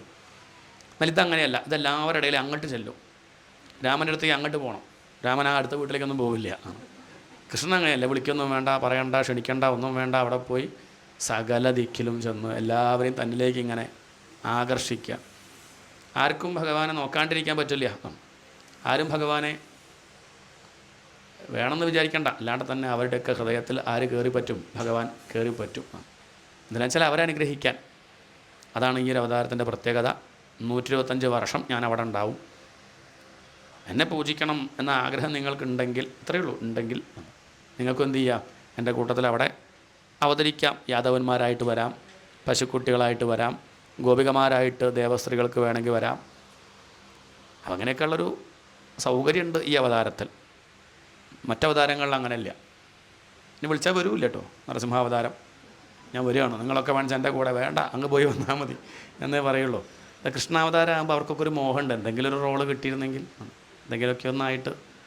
എന്നാൽ അങ്ങനെയാണെന്ന് വെച്ചാൽ ഒരു അവസരമുണ്ട്. അല്ലാണ്ട് എന്നെ സഹായിക്കാൻ നിങ്ങൾ വരണം എന്നൊന്നും ആരും പറഞ്ഞിട്ടില്ല. ഭഗവാന് സഹായം വേണമെന്ന് പറഞ്ഞാൽ ഭഗവാൻ ആരല്ല? ഭഗവാനല്ല. ഭഗവാനിപ്പോൾ ഒരാളെ സഹായം വേണമെന്ന് പറഞ്ഞാൽ പിന്നെ എന്ത് കേമത്താണ് ഭഗവാനുള്ളത്? ഭഗവാൻ ആരുടെയും സഹായം ആവശ്യമില്ല. നിങ്ങൾക്ക് എന്നെ സേവിക്കണം എന്ന് ആഗ്രഹം ഉണ്ടെങ്കിൽ ഇനി അതിനൊരു അവസരം ഇല്ലാണ്ട് പോകണ്ട എന്ന് കരുതി ഭഗവാൻ പറയുകയാണ്. ഏതായാലും അതിനൊക്കെ ഒരുങ്ങി. പിന്നെ നേരെ ഭൂമിയിൽ ഉത്തര മധുരയിൽ ഒരു കല്യാണം നടക്കുന്നു. ദേവകിയുടെ വിവാഹം. വരനാരാണ്? വരൻ വസുദേവരാണ്. വസുദേവരുടെ കല്യാണം. ദേവകിയുടെ ഏട്ടനാണ് ആര്? കംസൻ. കല്യാണമൊക്കെ വളരെ ഭംഗിയിൽ അദ്ദേഹം നടത്തുന്നു. അങ്ങനെ കല്യാണമൊക്കെ കഴിഞ്ഞ് തേരിലങ്ങനെ പോവുകയാണ്. തേര് ഇദ്ദേഹം തന്നെ കൊടുത്തതാ. ആര്? കംസൻ കൊടുത്ത തേരാ. ഡ്രൈവർ ആരാ? കംസൻ തന്നെ. ഏതെങ്കിലും അടകോടനായ പറ്റുമോ തേര് തെളിക്കുന്നത്? താൻ തന്നെ തേര് തെളിക്കാം എന്ന് കരുതി കംസൻ അങ്ങനെ ആ ഡ്രൈവറുടെ സീറ്റിലിരുന്ന് കൊമ്പം മീശയൊക്കെ പിരിച്ച് ചുറ്റും നോക്കി, ഞാൻ ഇങ്ങനെ ഡ്രൈവറുടെ സീറ്റിലിരിക്കണം നിങ്ങൾ കാണുന്നില്ലേ? എൻ്റെ വിനയം നിങ്ങൾ കാണുന്നില്ലേ? കണ്ടില്ലേ? വിഷമാണേ. അപ്പം അങ്ങനെ അദ്ദേഹം ആ ഒരു ഭാവത്തിൽ അങ്ങനെ തേര് തെളിച്ച് പോണ സമയത്ത് പെട്ടെന്ന് ഇയാളുടെ വിനയം ലോകര് മുഴുവനൊന്ന് കാണട്ടെ, അദ്ദേഹത്തിൻ്റെ ആ ഒരു സ്നേഹം എല്ലാവരും ഒന്ന് അറിയട്ടെ എന്ന് കരുതി ഭഗവാൻ അങ്ങനെ ആയിരിക്കണം ആ ശരീരം അവിടെ ഉണ്ടായി. അസ്യാസ്ത്വാമഷ്ടമോ ഗർഭ ഹന്തായാം വഹസേ അബുധ. അല്ലയോ അബുധ എന്ന് പറഞ്ഞാൽ ബുദ്ധിയില്ലാത്തവനെ. അല്ലയോ ബുദ്ധിയില്ലാത്തവനെ. ബുദ്ധിയില്ലാത്തവനെ പറയുമ്പോൾ അല്ലയോ എന്നാവില്ല, എടാ ബുദ്ധിയില്ലാത്തവനെ. അപ്പോൾ അതിൻ്റെ പാകത്തിനല്ലേ നമ്മൾ പറയുക. അപ്പോൾ എടാ ബുദ്ധിയില്ലാത്തവനെ, നീ ആരെയാണോ വഹിച്ചു കൊണ്ടുപോകുന്നത് അവളുടെ 8ാമത്തെ ഗർഭം നിൻ്റെ അന്തകനാവും. 8ാമത്തെ ഗർഭം എന്നേ പറഞ്ഞിട്ടുള്ളൂ, ആണോ പെണ്ണോ ഒന്നും പറഞ്ഞിട്ടില്ല. പക്ഷെ ഇതങ്ങോട്ട് കേട്ടതും ഭാര്യ ഈ അനിയത്തിയോടുള്ള സ്നേഹമൊക്കെ പോയി എടുത്തു ചാടി തൻ്റെ തല പോകുമെന്ന് പറഞ്ഞാൽ പിന്നെ പ്രസംഗമൊക്കെ അവിടെ നിൽക്കും. അതുവരെയും തിരക്കിടന്നില്ല, അതുവരെ ഇങ്ങനെ പറയും. അവനവൻ്റെ മേൽ തട്ടുമ്പോഴല്ലേ വിഷമം ഉണ്ടാവുക, അതുവരെയും കുഴപ്പമില്ല. ഇത് തൻ്റെ മരണം എന്ന് കേട്ടപ്പം സഹിച്ചില്ല. അനിയത്തിയോടുള്ള സ്നേഹമൊക്കെ പോയി ചമ്മട്ടിയും കടിഞ്ഞാണൊക്കെ വലിച്ചെറിഞ്ഞു. നേരെ ആ അരയിൽ നിന്ന് വാളം കെട്ട് ഊരി തേർത്തടത്തിലേക്ക് ചാടി. ഖഡ്ഗപാണിഹി കചേ ഗ്രഹീത്. ഖഡ്ഗപാണിഹി വാള് പിടിച്ച ആ കംസൻ, കച്ചെന്ന് പറഞ്ഞ മുടി, ഗ്രഹീത് പിടിച്ചു. ആരുടെ? ആ ദേവകിയുടെ മുടിക്കം കണ്ട് പിടിച്ച് കഴുത്ത് വെട്ടാൻ പുറപ്പെട്ടു. ഇത് കണ്ട് നിൽക്കുകയാണ് ആര്? പാവം ആ വസുദേവർ. തൻ്റെ മുന്നിൽ വെച്ച് ഈ രാജാവ് തൻ്റെ ഭാര്യ മാത്രമല്ല അയാളുടെ അനിയത്തിയാണ്. അയാളുടെ അനിയത്തിയെ, തൻ്റെ ഭാര്യയെ തൻ്റെ കൺമുന്നിൽ വെച്ച് കൊല്ലാൻ പുറപ്പെടുന്നു. എന്താ ഇപ്പോൾ താൻ ഇവിടെ ചെയ്യേണ്ടത്? ഏത് മാർഗം സ്വീകരിച്ചാണെങ്കിലും തരക്കേടില്ല, ഇല്ലാണ്ടിയാക്കണം. എന്തില്ലാണ്ടിയാക്കണം? ഈ കർമ്മം ഇവിടെ തൻ്റെ ഭാര്യ മരിക്കണത് അത് വയ്യ. കാരണം താൻ കൈ പിടിച്ചിട്ട് എന്താ പറഞ്ഞത്? സഹധർമ്മശ്ചര്യതാം. ഇനി നമ്മൾ രണ്ടല്ല ഒന്നാ, ഇനി നമ്മൾ ഒരുമിച്ച് തന്നെ. അങ്ങനെയൊക്കെ ഒരു സംസ്കാരമാണ് ഭാരതീയയുടെ സംസ്കാരം. ഇനി രണ്ടല്ല, കല്യാണം കഴിഞ്ഞാൽ പിന്നെ എന്തായി? ഭാര്യയും ഭർത്താവും പിന്നെ രണ്ടല്ല ഒന്നാണ്. ഗർഭം ധരിക്കുമ്പോഴും നമ്മൾ രണ്ടുപേരും കൂടിയും ഗർഭം ധരിക്കുന്നു എന്നാണ്. എന്താണ് ഭർത്താവ് പറയാം? എന്ത്? നമ്മൾ രണ്ടുപേരും കൂടി. ഈ ഭാര്യയല്ലേ പറഞ്ഞിട്ട് കാര്യമില്ല. ഭാര്യയ്ക്ക് വേണ്ട ആ ഒരു സഹായമൊക്കെ ചെയ്ത് കൂടെ വിഷമിപ്പിക്കാണ്ട് ഒപ്പം നിന്ന് ഞാനും ഉണ്ടിട്ട് അതിൻ്റെ കൂട്ടത്തിൽ എന്ന് പറഞ്ഞാൽ അങ്ങനെ ഒപ്പം നിൽക്കുക. ഈ ഒരു സമ്പ്രദായം എപ്പോഴും കൂടെ. അതാണ് സഹധർമ്മിണി എന്ന് പറയുന്നത്. ഇങ്ങനെ പറഞ്ഞിട്ട് ഇപ്പോൾ കല്യാണം കഴിഞ്ഞ് 10 മിനിറ്റ് ആയില്ല, തൻ്റെ മുന്നിൽ വെച്ച് ഭാര്യയെ വെട്ടിക്കൊല്ലുമ്പം 10 മിനിറ്റല്ലേ ആയുള്ളൂ. അങ്ങനെ വിചാരിച്ചില്ല. എങ്ങനെയെങ്കിലും എന്ത് ചെയ്യണം, അവളെ രക്ഷിച്ചേ പറ്റൂ എന്ന് കണക്കാക്കി അദ്ദേഹം കാൽക്കൽ അങ്ങോട്ട് വീണു. ആരുടെ? രാജാവിൻ്റെ. വീഴാൻ തോന്നിയിട്ടൊന്നുമല്ല, പക്ഷേ തൽക്കാലം ഭാര്യയെ ഒന്ന് ഒഴിവാക്കി അല്ലെ വിഷമിപ്പിക്കാണ്ട്. അതാണ്. അല്ലാണ്ട് ഈ ദുഷ്ടൻ്റെ കാൽക്കൽ വീണ ആരെയും മോഹിക്കുമോ? ഒട്ടും മോഹമില്ല. ദുഷ്ടനാണെങ്കിലും സാരമില്ല, തൽക്കാലം തൻ്റെ ഭാര്യയെ രക്ഷിക്കാലോ എന്ന് കരുതി കാൽക്കൽ അങ്ങോട്ട് വീണ് അദ്ദേഹം പറയാണ്, ശ്ലാഘനീയ ഗുണശൂരൈഹി. എല്ലാ ഗുണങ്ങളും തകഞ്ഞവനല്ലേ കംസ അങ്ങ്. അവിടെ ഉള്ളവരൊക്കെ അത് കേട്ട് വായ ഒത്തിച്ചിരിക്കുകയാണ്. കഷ്ടം തന്നെ. ഈ വിവരമുള്ള വസുദേവർ ഇങ്ങനെ പറഞ്ഞാൽ എങ്ങനെയാണ്? എല്ലാ ഗുണങ്ങളും തകഞ്ഞ ആര്? കംസനോ? എന്ത് ഗുണം അയാൾക്കുള്ളത്? ദോഷം മാത്രമേ ഉള്ളൂ. എന്നിട്ടും അങ്ങനെ പറഞ്ഞത് എന്തിനാ? അതിനെയാണ് സാമം എന്ന് പറയുക. സാമം, ദാനം, ഭേദം, ദണ്ഡം, അങ്ങനെയൊക്കെയാണ് ഉപായങ്ങൾ. ആദ്യം നമ്മളെ കാര്യം നടക്കണം വെച്ചാൽ ആദ്യം ഒന്ന് സ്തുതിച്ചു നോക്കുക. തിരുമേനി കേമനാണേ. തിരുമേനിയുടെ അത്ര കേമൻ ലോകത്ത്. തിരുമേനിയുടെ പ്രഭാഷണം എന്താ പ്രഭാഷണം? നമുക്കറിയാം നമ്മളെ പ്രഭാഷണം എന്താ നമുക്ക് ഇഷ്ടമാണ്. അങ്ങനെ അങ്ങോട്ട് പറയുമ്പോൾ ചിലപ്പോൾ അങ്ങോട്ട് ഉണ്ടാവും. അതാണ് സാമം. ദാനം എന്ന് പറഞ്ഞാൽ എന്തെങ്കിലും കുറച്ച് കൊടുത്തു നോക്കുക. ചില പ്രലോഭനങ്ങളിൽ വീഴും. നല്ല കരമുള്ള വേഷ്ടിയൊക്കെ കൊടുത്താൽ വലിയ സന്തോഷമാവും. നമുക്ക് പിന്നെ അങ്ങനെയൊന്നും ഇല്ല കേട്ടോ. എന്ത് കിട്ടിയാലും സന്തോഷമാണ്. അതേ പറയാലോ. എന്തായാലും സന്തോഷമാണ്. അത്രയേ ഉള്ളൂ. ഒന്നും കിട്ടിയില്ലെങ്കിലും സന്തോഷം. അതും പറയട്ടെ. ചിലരുടെ വിചാരം കിട്ടിയാൽ അങ്ങനെയൊന്നുമില്ല. കിട്ടിയില്ലെങ്കിലും സന്തോഷം, കിട്ടിയാലും സന്തോഷം. അത്രയേ ഉള്ളൂ. അപ്പം അങ്ങനെയൊക്കെ ഉണ്ട്. അതാണ് ദാനം. എന്തെങ്കിലും കൊടുത്തു കഴിഞ്ഞ് സ്വാധീനിക്കുക. പിന്നെ ഭേദം. അത് പറ്റിയില്ലെങ്കിൽ പിന്നെ അടിക്കുക. അതാണ് ഭേദം എന്ന് പറഞ്ഞാൽ ഭർസിക്കുക, വാക്കുകൊണ്ട് അടിക്കുക. ചിത്തപ്പേരുണ്ടാവും. തിരുമേനിയെ പറ്റി ഞാൻ വാട്സപ്പിൽ അയക്കും. ഞാൻ പറയും തിരുമേനി ഇങ്ങനെ പറഞ്ഞു എന്ന് പറയും. ആയിക്കോട്ടെ. അങ്ങനെയൊക്കെ ഉണ്ടല്ലോ. അങ്ങനെയൊക്കെ ഓരോ സമ്പ്രദായം. ഭീഷണിപ്പെടുത്തുക. അത് കഴിഞ്ഞാൽ പിന്നെ തല വെട്ടും എന്ന് പറയും. പുറത്തിറങ്ങിയാൽ ആയിക്കോട്ടെ. അപ്പം ഇങ്ങനെയൊക്കെയാണ് ഓരോ. അതിൽ വീഴാത്തവരല്ല. അതിലും വീണില്ലെങ്കിൽ അയാൾക്ക് അത്രയ്ക്ക് അറിവുണ്ടാവണം. എന്തെങ്കിലും മരണത്തെ പേടിക്കാത്തവരാരെങ്കിലും ഉണ്ടാവുമോ? ചീത്തപ്പേര് പേടില്ലാത്തവരുണ്ടാവുമായിരിക്കും. എന്നാലും മരണം എന്ന് പറയുമ്പം അത് കുറച്ചൊരു വിഷമം ഉണ്ടാവില്ലേ? ഇതിലെ സാമവും ദാനവും മാത്രം ഇവിടെ പറ്റൂ. കാരണം തന്നെക്കാൾ രാജാവാണ് കംസൻ. അയാൾ ചീത്ത പറയാൻ പറ്റുമോ? തല്ലാൻ പറ്റുമോ? ഇല്ല. അപ്പം സാമം ആണ്. സ്തുതിച്ചു നോക്കുകയാണ്. ഭവാൻ ഭോജയശസ്കര. അങ്ങ് ഭോജവംശത്തിന് സത്പേരുണ്ടാക്കിയവനല്ലേ? ആണ്. യശസ്സുണ്ടാക്കിയവനല്ലേ? ആര്? ഈ ഭോജവംശത്തിന് കംസനെ കൊണ്ട് ചീത്തപ്പേര് മാത്രമേ ഉണ്ടായുള്ളൂ. നല്ലൊരു വംശമായിരുന്നു. പക്ഷേ ഇയാൾ കാരണം ഇങ്ങനെയായി. അങ്ങനെയുള്ള കംസനെ നോക്കി ഇങ്ങനെയൊക്കെ പറയാൻ പാടുമോ ചോദിച്ചാൽ തൽക്കാലം ആ ഭാര്യയെ ഒന്ന് വിട്ടുകിട്ടണം. അങ്ങനെയുള്ള അങ്ങ് ഇങ്ങനെ കല്യാണ ദിവസം തന്നെ അനിയത്തിയെ വെട്ടിക്കൊല്ലാൻ പുറപ്പെട്ടാൽ അത് അങ്ങേക്ക് കളങ്കണ്ടാക്കില്ലേ? അതുകൊണ്ട് അവളെ വെറുതെ വിടും. അതിലെ കംസം വീണില്ല. ഉടനെ കുറച്ച് ന്യായമൊക്കെ പറഞ്ഞു പോയി. അല്ല, മൃത്യുർജന്മവതാം വീര ദേഹേന സഹജായതേ. വേദാന്തം എന്താണ്? കുറച്ച് ഉപദേശം കൊടുക്കുകയാണ്. മൃത്യു, മരണം എന്ന് പറഞ്ഞാൽ രാജാവേ നമ്മളുടെ കൂടപ്പുറപ്പാ. ആര്? ഏട്ടനോ? മരണം ഏട്ടന് മേടിച്ചൊക്കെ അവരെ വഴിക്ക് പോകും. കുറച്ച് കഴിഞ്ഞാൽ നമ്മളുടെ കൂടെ വന്നത് ജനിക്കുമ്പോൾ വന്ന ആൾ മരണമാണ്. അയാൾ ഒപ്പം ഇങ്ങനെ നിഴൽ പോലെ അങ്ങനെ എപ്പോഴും ഉണ്ടാവും. കൂടെ ഒരാളുണ്ട്, അയാൾ കൂടെ ഉണ്ട്. അങ്ങനെ അതെപ്പോഴും നമ്മൾ ഓർക്കണം. ജനിച്ചാൽ മരിക്കും എന്നുള്ളത് ഇപ്പോൾ ആർക്കാ അറിയാത്തത്? അങ്ങേക്കും അറിയില്ലേ? അങ്ങും മരിക്കും, ഞാനും മരിക്കും, എല്ലാവരും മരിക്കും. ദേഹേന സഹജായതേ. ഈ ദേഹത്തിൻ്റെ കൂടെ മരണവും വന്നിട്ടുണ്ട്. ചിലർ ചിലപ്പോൾ ചിലർ ഇന്ന് മരിക്കും, ചിലരോ ഒരു 100 കൊല്ലം കഴിഞ്ഞിട്ട് മരിക്കും. എന്തായാലും മരിക്കും. നമ്മളൊക്കെ കഥ ഒന്നെങ്കിൽ ഇപ്പം എന്തായാലും ഉണ്ടാവില്ല. എന്തായാലും അല്ലെങ്കിൽ കുറച്ച് കഴിഞ്ഞാൽ ഒരു അല്ലേ മരിക്കാണ്ടിരിക്കും തോന്നുന്നുണ്ടോ? ഇല്ല. അപ്പം അത്രയൊക്കെ ഉള്ളൂ ഇപ്പം ഇതിൻ്റെ കഥ. അതുകൊണ്ട് അങ്ങയുടെ സമയം ഇനിയിപ്പം വിധി ഈ ഇവളുണ്ടാവണ കുട്ടിയുടെ കൈകൊണ്ട് മരിക്കുകയാണെങ്കിൽ അതിപ്പോൾ നമുക്ക് ഇല്ലാണ്ടേക്കാൻ പറ്റുമോ? അതിൻ്റെ പേരിൽ ഈ കുട്ടി അനിയത്തിയെ കൊല്ലേണ്ട കാര്യമുണ്ടോ? വിട്ടൂടെ? ദേഹേ പഞ്ചത്വമാപന്നേ ദേഹി കർമാനുഗോവശ ദേഹാന്തരമനുപ്രാപ്യ പ്രാക്തനം തിരദേവപുഹു. ദേഹം അങ്ങനെയാണ്. നമുക്കൊക്കെ പ്രാരബ്ധത്തെ ഒരിക്കലും എന്ത് ചെയ്യാൻ പറ്റില്ല, തടുക്കാൻ പറ്റില്ല. അയച്ചു പോയ അമ്പനെ നമുക്കെന്താ ചെയ്യാൻ പറ്റുമോ? പറഞ്ഞു കഴിഞ്ഞ വാക്കിനെ എനിക്കെന്താ ചെയ്യാൻ പറ്റുമോ? പിന്നെ കഴിഞ്ഞ് സോറി എന്നൊക്കെ പറഞ്ഞു നോക്കാമെന്നല്ലാണ്ട് സോറി മതിയോ? ഇല്ല, വേണ്ടാത്തതൊക്കെ പറഞ്ഞ അവസാനം സോറി എന്ന് പറഞ്ഞാൽ അത് പോരാ. പറയണതിൻ്റെ മുമ്പ് നോക്കാം, പറയാണ്ടൊക്കെ ശ്രമിക്കാമെന്നല്ലാണ്ട് പറഞ്ഞു കഴിഞ്ഞാൽ പിന്നെ രക്ഷയില്ല. അസ്ത്രം അയച്ച് കഴിഞ്ഞാൽ പിന്നെ ആ അസ്ത്രത്തിൽ എനിക്കെന്തില്ല, എനിക്കതിൽ ഒന്നും ചെയ്യാനില്ല. ചെയ്തു പോയ കർമ്മത്തിൽ എനിക്കൊന്നും ചെയ്യാൻ, അതാണ് പ്രാരബ്ധം. അതിൻ്റെ ഫലം അനുഭവിച്ചേ പറ്റൂ. അങ്ങയുടെ പ്രാരബ്ധമാണ് ഇപ്പോൾ വിളിച്ചു പറഞ്ഞതാര്? ആ ശരീരി. അത് അങ്ങേക്ക് മാറ്റാൻ പറ്റുമോ? മാറ്റാൻ പറ്റിയോ? പറ്റിയില്ല. കുറേ നോക്കി കംസൻ, നമുക്കുള്ള പാടാണ്. അങ്ങനെ മാറ്റാനൊന്നും പറ്റില്ല. ചെയ്ത കർമ്മത്തിൻ്റെ ഫലം അനുഭവിച്ചേ പറ്റൂ.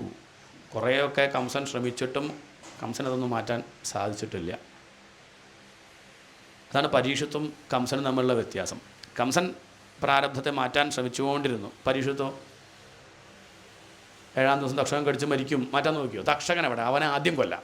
ഒന്നുമില്ല, ഒരു മൂലയ്ക്ക് പോയിരുന്നു അദ്ദേഹം. ഭാഗവതമൊക്കെ ഒന്ന് പഠിച്ച് മനസ്സിലാക്കാം എന്ന് വിചാരിച്ചു. നോക്കുക, കാഴ്ചപ്പാട് നോക്കൂ. അപ്പോൾ നമ്മൾ ഇത്രയും പേര് പഠിക്കുന്നുണ്ട്, എല്ലാവരും ഒരേ കാഴ്ചപ്പാടാണ്. വ്യത്യാസമുണ്ട്. അതാണ്. എല്ലാവർക്കും ഇപ്പോൾ ഒരുപോലെ ഒന്നാവില്ല. ഒരു ശാപം കിട്ടിയ നമ്മളൊക്കെ എങ്ങനെയൊക്കെ തരത്തിലാണ് നോക്കിക്കാണുക?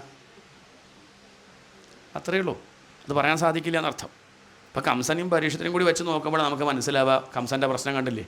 കംസൻ ആ പ്രാരബ്ധം അങ്ങോട്ട് കേട്ട സമയത്ത് അങ്ങനെയാണോ, അപ്പോൾ 8 വർഷം ഉണ്ടല്ലോ അല്ലേ? 7 ദിവസം ഉണ്ടായിരുന്നുള്ളൂ ആർക്ക്? പരീക്ഷത്തിന്. ഇതിപ്പോൾ അത്രയില്ലേ, 8ാമത്തെ ഗർഭേ പോലുള്ളൂ. അത്രയും സമയമുണ്ടല്ലോ, എന്നാൽ അതൊന്ന് അല്ലേ ഓരോ വർഷമായിട്ട് അങ്ങനെ ലേശം ലേശം പഠിക്കാം എന്ന് വിചാരിച്ചുകൂടെ? ഭാഗവതം കേൾക്കാൻ വിചാരിച്ചുകൂടെ? ചെയ്തിട്ടില്ല. അതാ പറയണത്. അപ്പം നമുക്ക് പ്രാരബ്ധത്തെ ഇല്ലാണ്ടാക്കാൻ സാധിക്കില്ല. ജീവൻ അതിൻ്റെ ചെയ്ത കർമ്മത്തിൻ്റെ ഫലം അനുസരിച്ച് പല ദിക്കിലും പോയി ജനിക്കും. ഇതുപോലെ വ്രജം സ്തിഷ്ഠൻ പദൈകേന യഥൈവൈകേന ഗച്ഛതി യഥാ തൃണജളൂകൈവം ദേഹി കർമ്മഗതിം ഗത. തൃണജളൂകം പോലെ, തൃണം എന്ന് പറഞ്ഞാൽ പുല്ല്, ജളൂകം എന്ന് പറഞ്ഞാൽ അട്ട, പുല്ലട്ട പോലെ. ഒരു പുല്ലിൻ്റെ മുകളിലിരുന്ന് അവിടെ വാല് വെച്ച് തല കൊണ്ട് അടുത്ത പുല്ല് പിടിക്കും. അടുത്ത പുല്ല് പിടിച്ചാലേ ഏത് വിടുള്ളൂ? ഈ വാല് വിടുള്ളൂ. കാരണം ഒന്ന് കിട്ടിയല്ലോ. ഇതുപോലെ ഈ ദേഹത്തിൽ നിന്ന് ജീവൻ വേറൊരു ദേഹം പിടിച്ചതിന് ശേഷം എന്ത് ചെയ്യുള്ളൂ? ഇത് ചിലർ പറയാം ഇതേപോലത്തെ ഒരാൾ വേറെ അങ്ങനെ ഉണ്ടാവും. ഇതിട്ട് വിടുന്നതിൻ്റെ മുന്നേ തന്നെ പിടിച്ചിട്ടുണ്ടാവും. എന്നിട്ട് എന്ത് ചെയ്യുള്ളൂ? അത് ഉറപ്പായി അതുമെല്ലാം വിടും. ഇങ്ങനെയാണ് ജീവൻ്റെ ഒരു ഗതി എന്ന് കരുതി കൃത്യത പറയാൻ പറ്റില്ല കേട്ടോ. കാരണം സമയം കാലമൊക്കെ ആപേക്ഷികമായതുകൊണ്ട് നമുക്കത് വിലയിരുത്താൻ പറ്റില്ല. നമ്മളുടെ തന്നെ ഓരോ കാലത്തും ഓരോ സമയമല്ലേ? ഉണർന്നിരിക്കുമ്പോഴുള്ള സമയമല്ല, സ്വപ്നത്തിലെ ക്ലോക്ക് വ്യത്യാസമുണ്ട് ഇല്ലേ? ഇല്ല. ഉറക്കത്തിലെ ക്ലോക്ക് ഏതാ? ഉണർന്നുള്ള ക്ലോക്ക് നമുക്ക് നിശ്ചയമുണ്ട് എല്ലാവർക്കും ഒരുപോലെ. ഇപ്പം എത്രയാണ് സമയം? എല്ലാവർക്കും എത്രയാണ്? 11:30. ഉറങ്ങിക്കഴിഞ്ഞാലോ ആ ക്ലോക്ക് എല്ലാവരുടെയും വ്യത്യാസം നമുക്കറിയില്ല. കുറഞ്ഞ സമയം ഉറങ്ങിയിട്ടുള്ളൂ വിചാരിച്ച് നോക്കിയപ്പോഴോ കിടന്നുറങ്ങി, ആരും വിളിച്ചതുമില്ല. 5 മണിക്കാണ് ഇരിക്കുന്നത്. ഊണ് കഴിക്കാറായി, ഊണൊക്കെ ഉച്ചയ്ക്ക് കഴിഞ്ഞു. അറിഞ്ഞില്ല, അത് ഇത്ര പെട്ടെന്നത് എന്ന് പറഞ്ഞ അർത്ഥം. രാത്രിക്ക് ഉറങ്ങണമല്ലേ? എത്ര നേരം ഉറങ്ങിയെന്ന് മനസ്സിലാവണില്ലല്ലോ. രാവിലെയായി വാച്ച് നോക്കിയപ്പോഴേ മനസ്സിലായത്, അല്ലെങ്കിൽ മനസ്സിലാവുമോ? ഒരു ഇരുട്ട് മുറിയിൽ നമ്മളെ കൊണ്ട് അടച്ചാൽ നമുക്കിപ്പോൾ സമയം പോകുന്നത് അറിയാം. എത്രയായി എന്നുള്ള പോലെ നിശ്ചയം ഉണ്ടാവും. അത്രയേ ഉള്ളൂ. ഇപ്പോൾ കാലം നമുക്ക് കണക്കാക്കാൻ പറ്റില്ല. എന്നാലും പൊതുവെ എങ്ങനെ പറയും, ഒന്ന് പിടിച്ചിട്ടേ മറ്റത് വിടുള്ളൂ. ഇതിലൊന്നും നമുക്കൊന്നും ചെയ്യാനില്ല രാജാവേ എന്ന് പറഞ്ഞപ്പം കംസനൊരു പക്ഷെ തിരിച്ചു ചോദിച്ചിട്ടുണ്ടാവും, അങ്ങനെയാണെങ്കിൽ വസുദേവരെ തൻ്റെ ഭാര്യയുടെ അന്ത്യം ഇപ്പോഴാണ് അങ്ങോട്ട് കൂട്ടിക്കോളൂ എൻ്റെ കൈ കൊണ്ട്. അത് വസുദേവർക്കും പറ്റില്ല. ഇങ്ങനെയൊക്കെ ഉപദേശിക്കുന്നത് തനിക്കത് വിഷമമുള്ളതുകൊണ്ടല്ലേ. ഇതാണ് ഒരു ജീവൻ്റെ അവസ്ഥ, മമത. അത് വലിയ പ്രയാസം തന്നെയാണ്. അവസാനം സാമം പറ്റില്ലെന്ന് കണ്ടപ്പം ദാനം. അങ്ങനെയാണെങ്കിൽ പുത്രാൻ സമർപ്പയിഷ്യേ ആണ്. ഉണ്ടാവണ കുട്ടികളെ ഞാൻ അങ്ങേക്കൊണ്ട് സമർപ്പിക്കാം, തരാം, ദാനം ചെയ്യാം. അങ്ങ് കൊല്ലേ വളർത്തേ, അങ്ങയുടെ ഇഷ്ടം. തൽക്കാലം ഇവളെ വെറുതെ വിട്ടുകൂടെ എന്ന് ചോദിച്ചപ്പോൾ കംസനും തോന്നി തിരക്കടില്ല, ആ പറഞ്ഞത് ശരിയാണ്. എന്നാൽ തനിക്ക് ഈ ചീത്തപ്പേരില്ല, അനിയത്തിയെ കൊന്നു എന്നുള്ള ചീത്തപ്പേര് ഒഴിവായി കിട്ടും. പിന്നെ കുട്ടികളെ കൊന്നു കഴിഞ്ഞാൽ വലിയ കുറ്റമൊന്നും പറയില്ല. കാരണം ഈ അശരീരി എല്ലാവരും കേട്ടിട്ടില്ലേ, അവനവൻ്റെ ജീവൻ ആപത്തൊന്നും കണ്ടാൽ പിന്നെ ആരായാലും അപ്പം അതുകൊണ്ട് എന്നാൽ പിന്നെ അങ്ങനെ ആവാം എന്ന് കരുതി വസുദേവരെയും ദേവകിയെയും തേരിൽ നിറക്കി വിട്ടു. അവർ പിന്നെ ഓട്ടോറിക്ഷ വിളിച്ച് പോവുകയും ചെയ്തു. അങ്ങനെ കാരാഗൃഹത്തിലാണ് അവർ പിന്നെ താമസിച്ചത്. ദിവസങ്ങൾ കഴിഞ്ഞു. ഗർഭിണിയായി ഈ ദേവകി, പ്രസവിച്ചു. ആൺകുട്ടിയാണ്.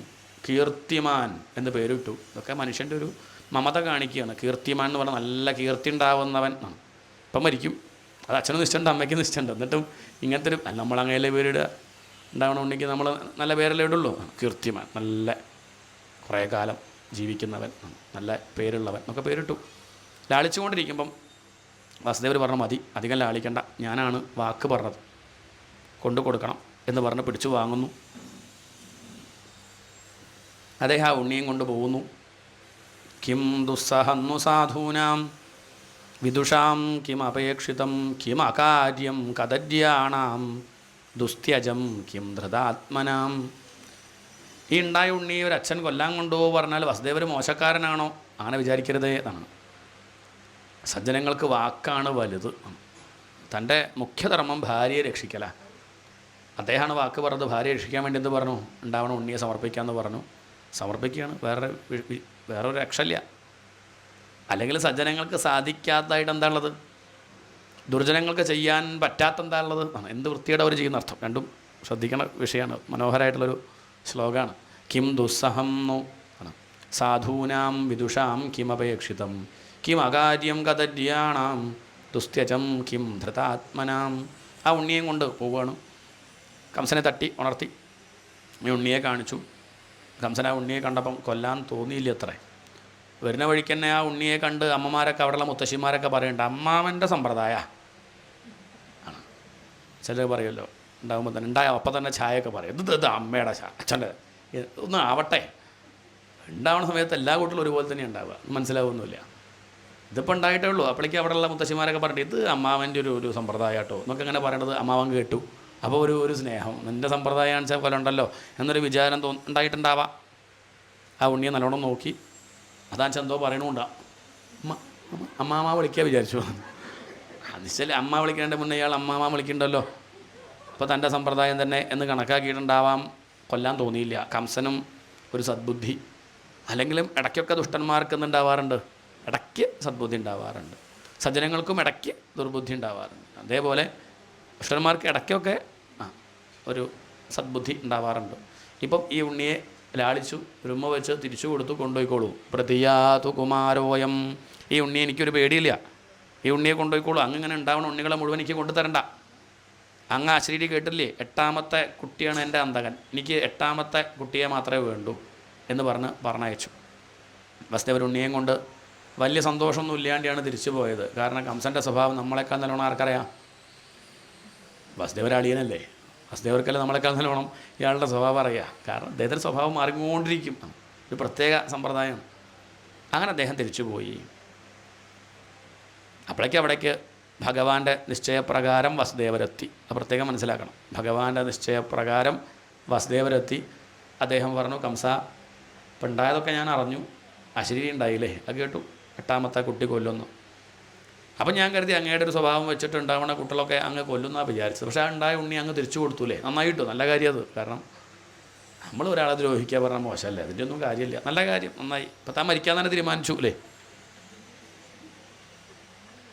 കംസനാകെ സംശയം. അല്ല, താൻ കൊടുത്തയച്ചു എന്ന് പറഞ്ഞു, കുഴപ്പമില്ല, മരണം എന്ന് പറഞ്ഞാൽ ശരീരത്തിനല്ലേ, ആത്മാവ് മരിക്കണമൊന്നുമില്ലല്ലോ, ആരുടെ കൈ കൊണ്ടായാലെന്താ.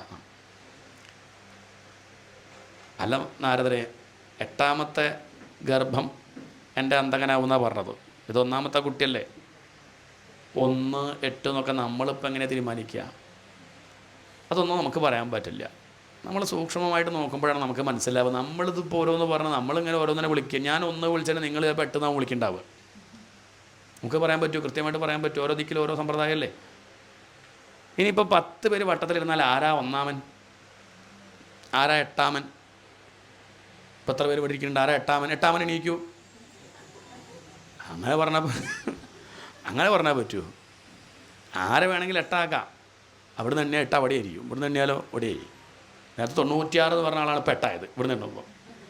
അങ്ങനെ അങ്ങോട്ടും ഇങ്ങോട്ടൊക്കെ മാറും. 5 പേരിൽ ഏതാ 5ാമത്തെ പേരിൽ? ഏതാ 5ാമത്തെ പേരിൽ പറയൂ? അപ്പോൾ നിങ്ങളിത് പറഞ്ഞാൽ ഞാൻ എന്ത് ചെയ്യും, ഇവിടുന്ന് എണ്ണും. അപ്പോൾ അതായി ഞാൻ അഥവാ അത് പറഞ്ഞു വെച്ചാൽ ഇവിടുന്ന് ഇങ്ങോട്ട് എണ്ണും.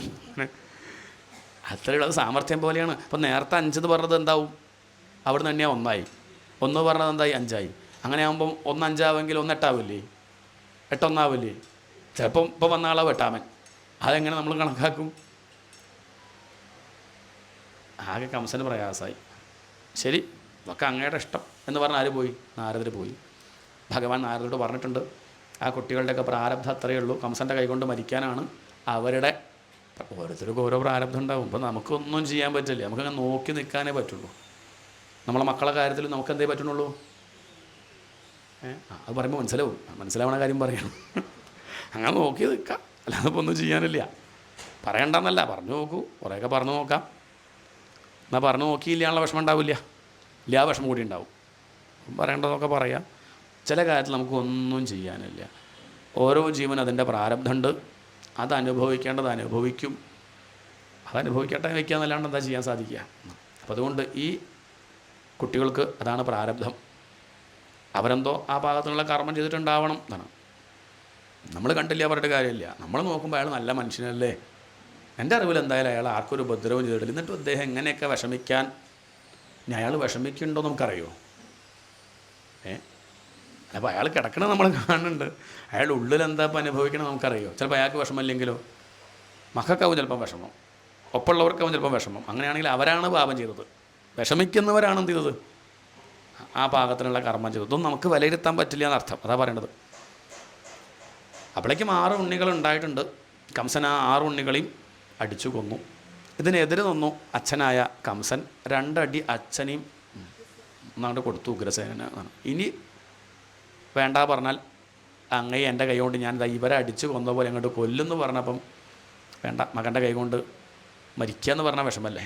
അദ്ദേഹം ജയിലിൽ പോയി ഓടാൻ പോലിട്ട് അവിടെ ഇരുന്നു. ഇവിടെ ഭേദം, സൗകര്യമായിട്ടിരിക്കുക, ബുദ്ധിമുട്ടൊന്നുമില്ല എന്ന് പറഞ്ഞാൽ അവിടെ ഇരിക്കുകയാണ്. അതാണ് ഉഗ്രസേനൻ്റെ കഥ. അദ്ദേഹത്തെ ജയിലിലിട്ടിട്ടാണ് കംസൻ രാജ്യം ഭരിക്കുന്നത്. ഇദ്ദേഹത്തിൻ്റെ ഈ സ്വഭാവം കണ്ട സമയത്ത് പലരും അന്ന് നാട് വിട്ടുപോയി. വയ്യട്ടു, ഇവിടെ വയ്യ, വേറെ എവിടെയെങ്കിലും പോവാം എന്ന് പറഞ്ഞ് കുറേ പേര് സജ്ജനങ്ങൾ നാട് വിട്ടു പോയിട്ടുണ്ട്. അങ്ങനെ വസുദേവർ പറഞ്ഞ് വസുദേവരുടെ പത്നി രോഹിണി പോയി. രോഹിണി അങ്ങോട്ട് പോയി. വസുദേവരുടെ സുഹൃത്താണ് നന്ദഗോപർ. ശാന്തമായ അന്തരീക്ഷമാണ് അവിടെ, വലിയ ബഹളമൊന്നുമില്ല. ആ ദിക്കിലേക്ക് ആര് പോയി? രോഹിണി പോയി. അങ്ങനെയാണ് രോഹിണി, വസുദേവരുടെ ഭാര്യയായ രോഹിണി നന്ദഗോപരുടെ ഗൃഹത്തിലെത്തുന്നത്. അങ്ങനെ ഇരിക്കുകയാണ്. 7ാമത് ഗർഭം ധരിച്ചു ആര്? ഈ ദേവകി. പിന്നെ ഭഗവാൻ മായാദേവിയെ വിളിച്ചു. കാരണം ഇനിയിപ്പം മായയെ വിളിക്കണം. കാരണം ഭഗവാൻ നിർഗുണ പരബ്രഹ്മത്തിന് സഗുണനായിട്ട് വരണമെങ്കിൽ അതിൽ ലേശം മായ ചേരണം. അപ്പോഴാണ് നമുക്ക് കാണാൻ പാകത്തിനും കേൾക്കാൻ പാകത്തിനൊക്കെ ആവണത്.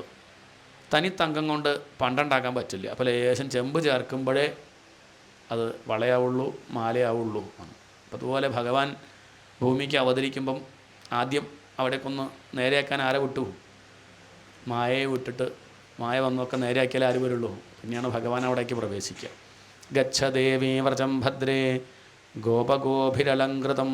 മായാദേവിയെ വിളിച്ചിട്ട് പറഞ്ഞു, നീ പോയിട്ട് ആ ദേവകിയുടെ 7ാമത്തെ ഗർഭത്തെ അവിടുന്ന് എടുക്കണം, അത് അവിടുന്ന് പ്രസവിക്കേണ്ട. ആ ഗർഭത്തെ കൊണ്ടുപോയി രോഹിണിയുടെ ഗർഭത്തിലാക്കുക. വസുദേവരുടെ തന്നെ ഭാര്യയാണ് ആര്? രോഹിണി. നന്ദഗോപരുടെ വീട്ടിലാണ്. രോഹിണിയുടെ ഗർഭത്തിലേക്ക് ആക്കുക. അങ്ങനെ നീ ചെയ്യണം. പിന്നെ നീ ഇങ്ങോട്ട് വരാൻ നിൽക്കണ്ട, ബസ്സൂലിയാവില്ലേ, നീ അവിടെ നിന്നോ. ഞാനെവിടെ നിൽക്കുക? അവിടെ യശോദണ്ട്, നന്ദഗോപരുടെ ഭാര്യ, 40-45 വയസ്സായി, കുട്ടികളൊന്നും ഇല്ലാണ്ട് വിഷമിച്ചിരിക്കുക. അവളുടെ ഗർഭത്തിലേക്ക് നീ അങ്ങോട്ട് പ്രവേശിച്ചോ. അങ്ങനെ നീ ചെയ്യുകയാണെങ്കിൽ നിന്നെല്ലാവരും ആദരിക്കും, പൂജിക്കും, പല പേരുകൾ വിളിച്ച് അമ്പലങ്ങളൊക്കെ ഉണ്ടാക്കി നിന്നെ സജ്ജനങ്ങൾ ആരാധിക്കും. ദുർഗേതി, ഭദ്രകാളീതി, വിജയ, വൈഷ്ണവീതി ച, കുമുദ, ചണ്ഡിക, കൃഷ്ണ, മാധവി, കന്യക ഇതി, ഇങ്ങനെയൊക്കെ പേര് വിളിച്ച് ആരാധിക്കും എന്നൊക്കെ പറഞ്ഞ് അവളെ അനുഗ്രഹിച്ചു. മായാഭഗവതി ആ പറഞ്ഞതുപോലെ ചെയ്തു. ദേവകിയുടെ 7ാമത്തെ ഗർഭത്തെ അവിടുന്ന് എടുത്ത് രോഹിണിയുടെ ഗർഭത്തിലാക്കി. അതാണ് ബലരാമൻ. കുറച്ചു കാലം ദേവകിയുടെ ഗർഭത്തിലും ഉണ്ടായിരുന്നു. അപ്പോൾ ദേവകി അമ്മയാണ്. പിന്നെ കുറച്ചു കാലം രോഹിണിയുടെ ഗർഭത്തിലാണ്. അപ്പോൾ രോഹിണിയും അമ്മയാണ്. പിന്നെ നേരെ എങ്ങോട്ട് പ്രവേശിച്ചു? യശോദയുടെ ഗർഭത്തിലേക്ക് പ്രവേശിച്ചു. അപ്പോഴേക്ക് ഈ വാർത്ത കംസൻ അറിഞ്ഞു. ദേവകിയുടെ 7ാമത്തെ ഗർഭേ അലസിപ്പോയി എന്ന് അവിടെയുള്ള മുത്തശ്ശിമാർ പറയുന്നുണ്ട്. കംസനാകെ പരിഭ്രമായി. കാരണം അലസിപ്പോണ കാര്യം അശരീരി പറഞ്ഞിട്ടില്ല. അപ്പോൾ ഇനിയുള്ള ഗർഭം 8ഓ 7ഓ 8ാമനാകുമ്പോൾ ശ്രദ്ധിക്കണം. ആകെ പരിഭ്രമായി. സാ ദേവകീ സർവജഗന്നിവാസഭൂതാം നിതരാം നരേജേ. അങ്ങനെ ഇരിക്കെ ഒരിക്കൽ കാരാഗൃഹത്തിലിരിക്കുന്ന വസുദേവരെ പുഞ്ചിരിച്ച് നിവർന്നിരിക്കുന്നത് കണ്ടപ്പം അടുത്തുപോയി ദേവകി ചോദിച്ചു, എന്താ അങ്ങേക്ക് ഇത്ര കണ്ട് സന്തോഷം? ചുറ്റും ബഹളം ആണ്, ആകെ പ്രശ്നം. ഇങ്ങനെയൊക്കെയുള്ള സമയത്തും സന്തോഷിച്ചിരിക്കാൻ ചില അങ്ങനെ ഉണ്ട്. ചില വീട്ടിൽ പോയി നമുക്ക് കാണാം, മൊത്തം പ്രശ്നമാണ്. ഭാര്യ പ്രശ്നം, മക്കൾ പ്രശ്നം, വീട് പ്രശ്നമൊക്കെ. ഇയാൾക്കൊരു കുഴപ്പമില്ല. എങ്ങനെ ഇപ്പോൾ ഇത് എങ്ങനെ എന്താ ചോദിച്ചാൽ ചിലരൊരു സമ്പ്രദായം തന്നെ ശാന്തമായൊരു ഒന്നും അവരെ ബാധിക്കില്ല. കാട്ടുതീ പെടുമ്പോഴും കാട്ടുതീ ഉണ്ടാകുമ്പോഴും ഗംഗയിലിരിക്കുന്ന ആനയെ പോലെ. ആനയ്ക്ക് പേടിക്കണ്ട, കാരണം എന്താ, ഇങ്ങോട്ട് വരില്ലല്ലോ. അതാ അങ്ങനെ തണുത്തങ്ങനെ ഇരിക്കുകയാണ്. ചുറ്റും തീയാവുമ്പോഴും അത് ബാധിക്കാണ്ടിരിക്കുക പറഞ്ഞാൽ ആണ്. ശ്രദ്ധിച്ച് ഭാഗവതം കേൾക്കുന്നവർ അങ്ങനെ തന്നെയാവും. ഒന്നുള്ളത് ബാധിക്കില്ല. വരുന്നില്ല എന്നല്ല, വരുന്നുണ്ട്, അത് ബാധിക്കുന്നില്ല. അത് അവരെ പ്രയാസപ്പെടുത്തുന്നില്ല, അതാണ് അർത്ഥം. അങ്ങനെ ഇപ്പോൾ 6 മക്കൾ മരിച്ചു, ഒന്ന് അലസിപ്പോയി, കാരാഗൃഹത്തിലിരിക്കുകയാണ്. എന്നിട്ടും അച്ഛനായ അങ്ങ് എങ്ങനെ സന്തോഷിച്ചിരിക്കാൻ സാധിക്കുന്നത്? അപ്പം അദ്ദേഹം പറഞ്ഞു, എന്താ ചോദിച്ചതിന് മറുപടി എന്താ പറയുക? എന്താ ചോദിച്ചാൽ എന്താ പറയുക? നമ്മളൊക്കെ ചോദിച്ചാൽ എന്താ പറയുക? എന്താ അപ്പോൾ അങ്ങനെ ഭാഗവതം ചൂടത്ത് വന്നിരുന്നത് കേൾക്കണത് എന്തിനാ ഇത് ചോദിച്ചപ്പോൾ എന്താ പറയുക ചോദിച്ചാൽ അത്ര തന്നെ ഉള്ളൂ. ഇതിന് ഉത്തരമൊന്നും പറയാൻ സാധിക്കില്ല. കൃത്യമായിട്ട് യുക്തിക്ക് നിരക്കുന്ന മട്ടിലൊന്നും പറയാനൊന്നും സാധിക്കില്ല. വസുദേവർ പറഞ്ഞു, ഞാൻ കണ്ണടച്ചാൽ പുഞ്ചിരിക്കാനാണ് എനിക്ക് തോന്നുന്നത്. ഈ പ്രശ്നങ്ങളൊക്കെ കണ്ണ് തുറക്കുമ്പോഴേ ഉള്ളൂ. കണ്ണടച്ചാൽ വേറൊരു ലോകമാണ്. അവിടെ ഒരു നീലബാലൻ, ചുരുണ്ട കേശം, ഗോപിക്കുരു തൊട്ട് തൻ്റെ അടുത്ത് വന്ന് തൻ്റെ കവിളിനോട് കവിള് ചേർത്ത്, അച്ഛാ ഞാനെത്തി, എന്നെ ആശ്രയിച്ചാൽ പിന്നെ ദുഃഖമില്ല, എന്നെ തൊടുന്നത് വരെയല്ലേ ഉള്ളൂ പ്രയാസമൊക്കെ, എന്നെ നോക്കാനായിട്ടല്ലേ ദുഃഖം എന്നിങ്ങനെ തന്നെ ഉപദേശിക്കും പോലെ, തന്നെ ആശ്വസിപ്പിക്കും പോലെ ഒരു രൂപം ആണ്, ഒരു നീലനിലാവ്. അപ്പം ദേവകി പറഞ്ഞു, ഒന്ന് വർണ്ണിക്കുമോ? ഞാനൊന്ന് സന്തോഷിക്കട്ടെ, സമാധാനമായിട്ടിരിക്കട്ടെ. അത് വർണ്ണിച്ചു കൊടുത്തു. അങ്ങനെ വസുദേവർ വർണ്ണിച്ചത് ഇങ്ങനെ പോയി ദേവകിയുടെ ചെവിയിലൂടെ വന്ന് ഹൃദയത്തിൽ വന്ന് അങ്ങനെ ദേവകി ഗർഭം ധരിച്ചു. അങ്ങനെ ധരിക്കുമോ ചോദിച്ചാൽ ഭഗവാൻ എവിടുന്നും വരാം. ഭഗവാൻ തൂണെന്ന് വന്നു, നരസിംഹ അങ്ങനെയാണ്. അപ്പോൾ ആരും ചോദിച്ചില്ല. ദേവകിയിൽ നിന്ന് വന്നു പറയുമ്പോൾ വലിയ അത്ഭുതം. അതെങ്ങനെ? വസുദേവർ അപ്പുറത്തെ കാരാഗൃഹത്തിലല്ലേ, എന്ത് പറയും? അതെന്താ നേരത്തെ ചോദിക്കാഞ്ഞു? നരസിംഹാവതാരം പറയുമ്പോൾ ആരും ചോദിച്ചില്ലല്ലോ. തൂണുമ്പോൾ എങ്ങനെയാണ് ഭഗവാൻ വരികയെന്ന് ചോദിച്ചില്ല. അതും കഴുത്ത് വരെ മനുഷ്യൻ അവിടെ നിന്ന് അങ്ങോട്ട് സിംഹം എങ്ങനെ ഉണ്ടാവുമോ ചോദിച്ചില്ല. അപ്പോഴൊന്നും അത്ഭുതമില്ല. ഇത് പറയുമ്പോൾ മാത്രമാണ്. എല്ലാ ദിക്കിലും ഭഗവാനുണ്ട്, ചില ദിക്കിലും പ്രകടമാവും, അത്രയേ ഉള്ളൂ. നമ്മൾ കാണില്ല കരുതിയിട്ടില്ല പറയരുത്. അതിന് ചില പ്രക്രിയയൊക്കെ ഉണ്ട്. പാലിൽ നോക്കിയാൽ വെണ്ണ കാണില്ല, എന്നാൽ ഇല്ല പറയാൻ പറ്റുമോ? ഉണ്ടവിടെ. അത് തൈരാവണം. ലേശം ഉറപാർന്ന ഒരു ഭാഗത്ത് വയ്ക്കുക. കുറച്ച് കഴിഞ്ഞ് അത് കടഞ്ഞു കഴിഞ്ഞാൽ അതിന് വെണ്ണ കിട്ടും. വെണ്ണ ഇല്ല പറയരുത്, വെണ്ണ ഉണ്ടായിരുന്നു. നമുക്കത് കാണാനുള്ള ശക്തി ആ സമയത്തില്ല. ഈ കടയുക എന്നുള്ളൊരു പ്രവൃത്തി ചെയ്തപ്പോഴാണ് കാണാൻ പറ്റിയത്, അത്രയേ ഉള്ളൂ. നമ്മളൊക്കെ അവിടെ ഇരിക്കുന്നുണ്ട്, എല്ലാവർക്കും സമാധാനമില്ല പറഞ്ഞാൽ അത് കടഞ്ഞ് വെണ്ണ എടുക്കാനുള്ള സാമർഥ്യം പലർക്കും ഇല്ല എന്നർത്ഥം. നമ്മളിലൊക്കെ ഉണ്ട് വെണ്ണ ആനന്ദമാകുന്ന കൈവല്യ നവനീതം എന്നൊക്കെ പറയും. എല്ലാവരിലും ഉണ്ട്. പക്ഷേ അങ്ങനെയൊന്നും മനനം ചെയ്ത് ഈ ഒരു തത്വത്തെ ബോധിക്കാനുള്ള ഒരു ശ്രമം, അതിന് വലിയ സാമർഥ്യമൊന്നും ആവശ്യമില്ല. അതതിൻ്റെ പ്രശ്നം. നമുക്ക് സാമർഥ്യക്കാരല്ലേ ഒക്കെ, നമുക്കൊക്കെ സാമർഥ്യമാണ്, വിളവാണ് മുഖ്യം. നമുക്ക് മെനക്കെട്ടിട്ടേ കിട്ടാവുന്നൊരു വിചാരമുണ്ട്. ഇത് മെനക്കെടില്ലാത്തതുകൊണ്ട് നമുക്കതിന് ശ്രമിക്കില്ല. കാരണം അങ്ങനെ പറ്റുമോ?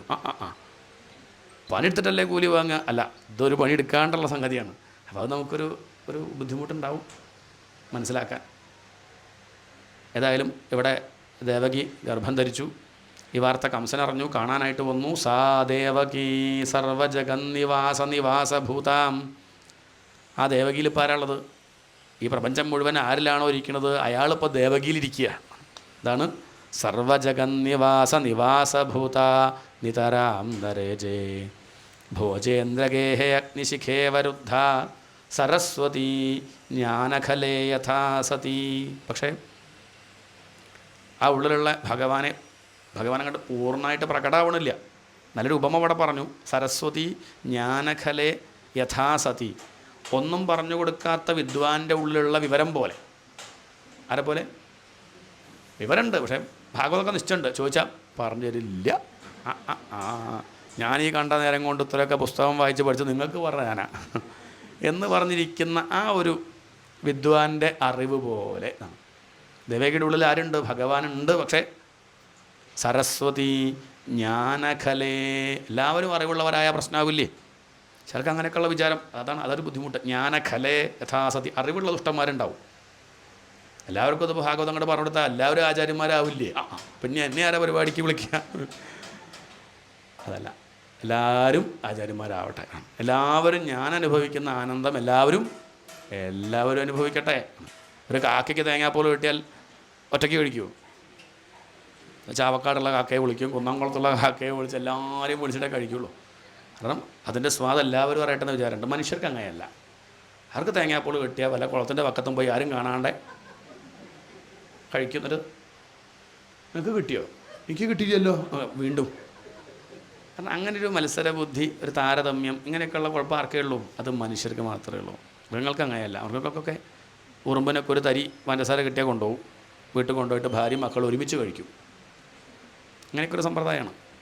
അപ്പം അതുകൊണ്ട് താൻ അനുഭവിക്കുന്ന ആനന്ദം എല്ലാവരും അനുഭവിക്കട്ടെ എന്നേ നല്ലൊരു വ്യക്തി ആഗ്രഹിക്കുള്ളൂ. പക്ഷേ ദുഷ്ടനായിട്ടുള്ള ജ്ഞാനി അങ്ങനെയല്ല.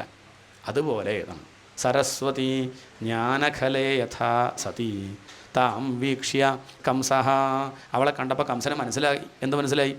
ഒരു ഗുഹയിൽ സിംഹം ഒളിച്ചിരിക്കും പോലെ. ഗുഹ കണ്ടാൽ അവിടെ സിംഹമുണ്ട് തോന്നില്ല, ഉള്ളിലേക്ക് പോയാൽ പിന്നെ തന്നെ കാണൂല്ല, പിടിച്ചു തിന്നും. ഇതുപോലെ ഈ ദേവകിയുടെ ഗർഭത്തിലായിരിക്കുന്നുണ്ട് എൻ്റെ പ്രാണനെ എടുക്കുന്ന സിംഹം ആകുന്ന കൃഷ്ണൻ ഇരിക്കുന്നുണ്ടെന്ന് മനസ്സിലാക്കിയ കംസൻ ഞെട്ടി ദേവകി പ്രസവിച്ച വാർത്ത അറിയിക്കാൻ വേണ്ടി 10 പേരെ ഏർപ്പാടാക്കി. അവരുറങ്ങിപ്പോകുമെന്നൊരു പേടി. അവരെ നോക്കാൻ വേണ്ടി 10 പേരെ അവരുറങ്ങിപ്പോകുമെന്ന് പേടി. അവരെ നോക്കാൻ കംസൻ തന്നെ ഉണർന്നിരിക്കുക. അയാൾക്ക് അവിടെ പോയിരുന്ന ഈ 20 പേര് വെറുതെ ഉറക്കൊഴിയേണ്ട കാര്യമില്ല. അങ്ങനെ അന്ന് മുതലാണ് കംസന് ഉറക്കം പോയത്. അതാ വേണ്ടത്. ഇങ്ങനെ ഉറക്കം പോകണം. ആരെ ചിന്തിച്ചിട്ട്? നമുക്ക് മക്കളെ ചിന്തിച്ചിട്ട്, പെൻഷനെ പറ്റി ആലോചിച്ച്, സ്ഥലത്തെ പറ്റി ആലോചിച്ച്, രോഗത്തെ പറ്റി ആലോചിച്ച് ഒക്കെ ഉറക്കം പോകുന്നുണ്ട്. ഭഗവാനെ പറ്റി ആലോചിച്ചാൽ ഉറക്കം വരും ചെയ്യും, ഇല്ലേ? ഒരു അധ്യായം ഇങ്ങോട്ട് വായിച്ചാൽ മതി. ചേട്ടൻ പറയും, തിരുമേനിയുടെ പ്രഭാഷണം എന്നത് കേട്ടിട്ടാണ് ഞാൻ ഉറങ്ങാറ്. തിരുമേനി ഇങ്ങോട്ട് തുടങ്ങുമ്പോഴേക്കും എനിക്ക് ഉറക്കം വരും. തെറ്റൊന്നുമില്ല, ഒരു തെറ്റുമില്ല. അത് വയ്യ, ഭഗവാനെ ചിന്തിച്ച് ഉറക്കം കളയാൻ വയ്യ. ചിലരൊക്കെ പറയും ഉറക്കമല്ലേ തിരുമേനി, രാത്രി ആയാലും 12:30 1 മണിക്കൊക്കെ അങ്ങനെ ഉണർന്നിങ്ങനെ കിടക്കാണ്ട് 2 അധ്യായം വായിച്ചൂടെ? അപ്പോൾ ഉറക്കം വരും. എന്നാൽ വായിക്കൂ, എന്നാൽ ഉറങ്ങൂ. അത് വായിക്കൂല്ല, ഉറങ്ങൂല്ല. ഇവനാണ് ഈ ലോകത്തിന് ഉപദ്രവമുണ്ടാക്കുന്നത്. ഈ ഉറങ്ങൂല, ഒന്നുമില്ല, അങ്ങനെ ഇരിക്കുക. ചില വിശപ്പില്ല. ഒട്ടും നല്ല കാര്യമല്ലേ, നമ്മൾ ഈ വിശപ്പ് കൊണ്ടല്ലേ എത്ര 10 30 ചപ്പാത്തി കഴിച്ചിട്ടൊന്നും ആവണില്ല. അത് വിശപ്പ് വലിയ സന്തോഷമല്ലേ, ചിലവില്ലല്ലോ. അതല്ല, ഇതൊക്കെ ഒരു പരാതിയായിട്ടാണ് കാണുന്നത്. ഉറക്കമില്ലെങ്കിൽ നല്ല കാര്യം. നമുക്കൊക്കെ ഉറക്കാണ്. ഒന്നിരുന്നാൽ ഉറങ്ങും. ഞാൻ മിണ്ടിയിൽ ഉറങ്ങും. ഞാൻ അങ്ങനെ പുസ്തകം നോക്കിയിരിക്കണം. ഞാൻ ഉറങ്ങിപ്പോവും. വെറുതെ ഇരുന്നാൽ ഉറക്കാം. ബസ് KSRTC കയറി നല്ല ഉറക്കാം. ഇടയ്ക്ക് മോഹിച്ച് കയറും, ഉറങ്ങാൻ മോഹിച്ചിട്ട്. വെറുതെ ഇരുന്നാൽ ഉറങ്ങിപ്പോവും. അല്ലെ ആരും എന്തെങ്കിലും പറയണം, എന്തെങ്കിലും പണി ഏൽപ്പിക്കണം, ഇല്ലെങ്കിൽ കണ്ണടഞ്ഞു പോവുകയാണ്. ഇത് ഉറക്കല്ലേ, നല്ല കാര്യമല്ലേ? അത്ര നേരം ധ്യാനിക്കുക, മനനം ചെയ്യുക, വിചാരം ചെയ്യുക, ഭാഗവതം വായിക്കുക, കഥ കേൾക്കാം. അതാണ് പ്രശ്നം. ഇവിടെ കംസൻ അന്ന് മുതൽ ഉറക്കല്ല എന്ന് പറഞ്ഞാൽ ആത്മവിചാരം എന്നാണ് താല്പര്യം. കംസനെ കൊണ്ട് ചെയ്യിക്കുകയാണ് ആര്? ഭഗവാൻ. നീ മുക്തി കൊടുക്കണുണ്ടല്ലോ. 8 വർഷത്തെ സാധനയാണ്. അവിടെ ഇരുന്ന് അങ്ങനെ ഇരിക്കുമ്പോഴും നിൽക്കുമ്പോഴും ആസീനഹ സംവിശംസ്തിഷ്ഠൻ ഭുഞ്ചാന പര്യടൻ മഹീം. എപ്പോഴും ഈശ്വര ചിന്ത. നമുക്കങ്ങനെ പറ്റില്ല. നമുക്ക് സപ്താഹവേദിയിലൊക്കെ വന്നിരുന്നാലൊക്കെ ചിലപ്പം വന്നാലായി. അത് നമുക്ക് ഫോട്ടോ വെക്കണം, വിളക്ക് വെക്കണം, മാല ചാർത്തണം, അത് വേണം, ഇത് വേണം, ധൂപം വേണം. എന്നാൽ അങ്ങനെയല്ല, എപ്പോഴും ഈശ്വര ചിന്ത. അതാണ് കംസൻ്റെ അവസ്ഥ. അങ്ങനെയാണ് വേണ്ടതെന്ന് അർത്ഥം. ഏതവസരത്തിലും ഇന്നതിക്കുന്നില്ല. അടുക്കളയിലാണെങ്കിലും, യുദ്ധക്കളത്തിലാണെങ്കിലും, അമ്പലത്തിലാണെങ്കിലും, അങ്ങാടിയിലാണെങ്കിലും ഒക്കെ ഞാനിരിക്കുന്നത് ഭഗവാനിലാണ്, ഈശ്വരനിലാണ് എന്നൊരു ചിന്ത. അതാണ് സാധന, അതാണ് അഭ്യസിക്കേണ്ടത്. എപ്പോഴാ ചിന്ത ഉണ്ടെങ്കിൽ വലിയ ബുദ്ധിമുട്ടുണ്ടാവില്ല. കംസൻ ഇപ്പം അങ്ങനെ ആയിട്ടുണ്ട്. തന്മയം ജഗത്ത്. എന്താണ് തന്മയം? തത്ത് എന്ന് പറഞ്ഞാൽ ബ്രഹ്മം എന്നർത്ഥം. ഇപ്പം തത്വമയം എന്ന് പറഞ്ഞാൽ ബ്രഹ്മമയം ജഗത്ത്. ഇപ്പം ജഗത്തിലേക്ക് കംസൻ നോക്കിയാൽ എന്തേ കാണുള്ളൂ? ബ്രഹ്മം. കംസൻ നോക്കിയാൽ 8 കലണ്ടർ നോക്കിയാൽ 8, 18, 28. വേറൊന്നും കംസൻ കാണുന്നില്ല. നമുക്ക് മനസ്സിലാവണ പോലെ പറയാം. എവിടെ നോക്കിയാലും ഒക്കെ ഈശ്വരൻ. എന്ത് കാണുമ്പോഴും ബ്രഹ്മല്ലേ, ഇത് ഭഗവാനല്ലേ, ഇത് ഭഗവാനല്ലേ. ഈ ഒരു മട്ടിൽ സത്യവ്രതം സത്യപരം ത്രിസത്യം ബ്രഹ്മാദി ദേവന്മാർ വന്ന് ഭഗവാനെ കേമായിട്ട് സ്തുതിച്ചു. അങ്ങയുടെ കഥകൾ കേട്ടാൽ തന്നെ ലാഭല്ലേ. കുർവന്തി ഗോവത്സപദം ഭവാബ്ധിം, കടക്കാൻ പ്രയാസമുള്ള ഈ ഒരു സാഗരത്തെ അങ്ങയെ ആശ്രയിച്ച് കഴിഞ്ഞാൽ ഒന്ന് കണ്ണടച്ച് ഭഗവാന്റെ പാദത്തെ ചിന്തിച്ചൊന്ന് കണ്ണു തുറന്നാൽ ആ വലിയ സമുദ്രം എവിടെ പോയി? അതൊരു കുഴിയിലെ വെള്ളം. ഗോവത്സപദം ആണ്. ഭാഗവതം കേൾക്കുന്നതിൻ്റെ മുന്നേ നമുക്ക് വലിയ പ്രശ്നങ്ങളായിട്ട് തോന്നിയ കാര്യമൊക്കെ ഭാഗവതം കേട്ടപ്പോൾ ഇതിനെയാണോ ഇപ്പം ഞാൻ നേരത്തെ പേടിച്ചത്? അയ്യയ്യേ, ഇതിനെയാണോ ഇപ്പോൾ പേടിച്ചത്? നമുക്കിപ്പോൾ അത് പേടി തോന്നണില്ല, ഒട്ടും പേടി തോന്നണില്ല, കൗതുകം തോന്നാം അത് കാണുമ്പോൾ. ഗോവത്സപദം ഭവാബ്ധിം അതുപോലെയാക്കി മാറ്റും അങ്ങയെ ആശ്രയിച്ചാൽ. ഈ സംസാരമാകുന്ന സാഗരത്തെ കടത്തിത്തരുന്ന ഒരു കടത്തുകാരൻ, അതാണ് ഭഗവാൻ. ഭഗവാൻ മാത്രമല്ല, വ്യാസരും അങ്ങനെയാണ്. ഈ ഭാഗവതമാകുന്ന തോണിയിൽ നമ്മളൊക്കെ അങ്ങനെ കൊണ്ടുപോയി. വ്യാസരുടെ അമ്മ അങ്ങനെ തന്നെയായിരുന്നു. ഇവർക്കൊക്കെ കടത്ത് ആണ് പ്രധാനപ്പെട്ട ജോലി. ഈശ്വരൻ്റെ കഥകൾ പറഞ്ഞ ശ്രീശുഗുരു ഇപ്പോൾ ചെയ്യണതും തന്നെയാണ്. എല്ലാവരും ഇങ്ങനെ സംസാരമാകുന്ന സാഗരത്തിൻ്റെ അക്കരെ എത്തിക്കുക. ഒരു വിഷമമൊന്നുമില്ലല്ലോ, ഇനി ഞാൻ പോട്ടെ, ഇനി വേറെ ആൾക്കാരുണ്ട്, അവരൊക്കെ ഒന്ന് കടത്തണ്ടേ. അങ്ങനെയുള്ള ഭഗവാനെ ഏന്യരവിന്ദാക്ഷാ വിമുക്തമാനിനഃ, ജ്ഞാനം മാത്രം മുഖ്യം എന്ന് കരുതി സാധനകൾ അനുഷ്ഠിക്കാതെ ഭക്തിയെ നിന്ദിക്കുന്നവർ ഒരിക്കലും ഭഗവാനെ അങ്ങയിലെത്തില്ല. ആ കാര്യത്തിൽ ഒരു സംശയവുമില്ല ഭഗവാനെ എന്ന് പറഞ്ഞ് ബ്രഹ്മാദി ദേവന്മാർ ഭഗവാനെ കേമായിട്ട് സ്തുതിക്കുന്നു. ഭഗവാനെ മാത്രമല്ല, ഭാഗ്യവതിയായിട്ടുള്ള അമ്മയെ കൂടി ഒന്ന് നമസ്കരിച്ചാലോ എന്ന് പറഞ്ഞ് ആ ബ്രഹ്മാവും പരമശിവനും ദേവകിയെ നമസ്കരിക്കുന്നു. ദിഷ്ട്യാമ്പതേ കുക്ഷികതപ്പരപ്പുമാൻ, അമ്മയ്ക്കറിയോ ആരാ അമ്മയുടെ ഈ കുമ്പേൽ, ആരാ ഉള്ളിലിരിക്കുന്നത്? ഈ ലോകം മുഴുവൻ സൃഷ്ടിച്ച് പരിപാലിച്ച് സംഹരിക്കുന്ന ഭഗവാൻ ഇപ്പം അമ്മയുടെ കുക്ഷിയിലിരിക്കുകയാണ്. ഭാഗ്യവതിയല്ലേ, എന്ത് പുണ്യമാണ് നീ ചെയ്തത്. എല്ലാവർക്കും, എല്ലാ അമ്മമാരും മോഹിക്കുന്ന ഒരു മോഹം, ആ ഒരു ഭാഗ്യമല്ലേ അമ്മയ്ക്ക് കിട്ടിയത് എന്ന് പറഞ്ഞ് രണ്ടുപേരും നമസ്കരിച്ചു. മറ്റു ദേവന്മാരൊക്കെ തിരിച്ചുപോയി. ബ്രഹ്മാവും പരമശിവനും അവിടെ നിന്നു. ശ്രാവണ മാസമാണ്, ശിവൻ്റെ പക്ഷമാണ് അഷ്ടമി, ബ്രഹ്മദേവൻ്റെ നാളാണ് രോഹിണി. അഷ്ടമി രോഹിണി നാളിൽ ഭഗവാൻ അവതരിക്കുകയാണ്. അഥ സർവഗുണോപേത കാല പരമശോഭനാം. അഥ എന്ന് പറഞ്ഞാൽ മംഗളത്തെ സൂചിപ്പിക്കുകയാണ്. അഥ എന്നുള്ള ശബ്ദം അതുപോലെ ഓം അല്ലെങ്കിൽ ശ്രീ, വാ, ഈ ശബ്ദമൊക്കെ മംഗളത്തെ സൂചിപ്പിക്കുന്ന ശബ്ദമായിട്ട് പ്രത്യേകം എടുത്ത് പറയും.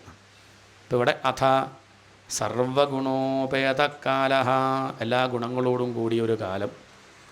യർഹ്യേവാജനജന്മർക്ഷം ശാന്തർക്ഷഗ്രഹതാരകം, ആകാശത്ത് ഗ്രഹങ്ങളും നക്ഷത്രങ്ങളൊക്കെ തെളിഞ്ഞ് പ്രകാശിക്കുന്നു. ആകാശം കണ്ടാൽ നീലപ്പരവതാനി വിരിച്ച് നക്ഷത്രങ്ങളാകുന്ന നിലവിളക്കൊക്കെ എത്തിച്ച് വെച്ചിട്ട് ഭഗവാനെ വരവേൽക്കാൻ വേണ്ടി പ്രകൃതി ഇങ്ങനെ കാത്തിരിക്കുകയാണോ തോന്നും. പൂക്കളൊക്കെ പൂത്തു നിൽക്കുന്നുണ്ട്, എല്ലാ പൂക്കളും പൂത്തിട്ടുണ്ട്. സമയം നോക്കിയിട്ടൊന്നുമല്ല, ഭഗവാൻ വരുമ്പം പിന്നെ ഈ സമയം നോക്കുക, താലപ്പൊലിയിട്ട് നിൽക്കുകയാണ് തോന്നും വൃക്ഷങ്ങൾ കണ്ടാൽ. അർദ്ധരാത്രി സമയമെന്ന് പറഞ്ഞിട്ട് കാര്യമില്ല, താമര വിരിഞ്ഞു, അങ്ങനെ കാണാറില്ല. സ്വതവേ താമര വിരിയാറ് സൂര്യൻ്റെ സാന്നിധ്യത്തിലാണ്. ഇവിടെ ചന്ദ്രനേ ഉള്ളൂ, ചന്ദ്രൻ്റെ സാന്നിധ്യത്തിൽ വിടരാറ് ആമ്പലാണ്. ആമ്പൽ വിടർന്നില്ലേ ഉണ്ട്, ആമ്പലും വിടർന്നു, താമരയും വിടർന്നു. ആമ്പൽ ചോദിക്കേണ്ടത് താമര നിൻ്റെ സമയമായില്ലല്ലോ, നീ എന്തപ്പം വിടർന്നത്?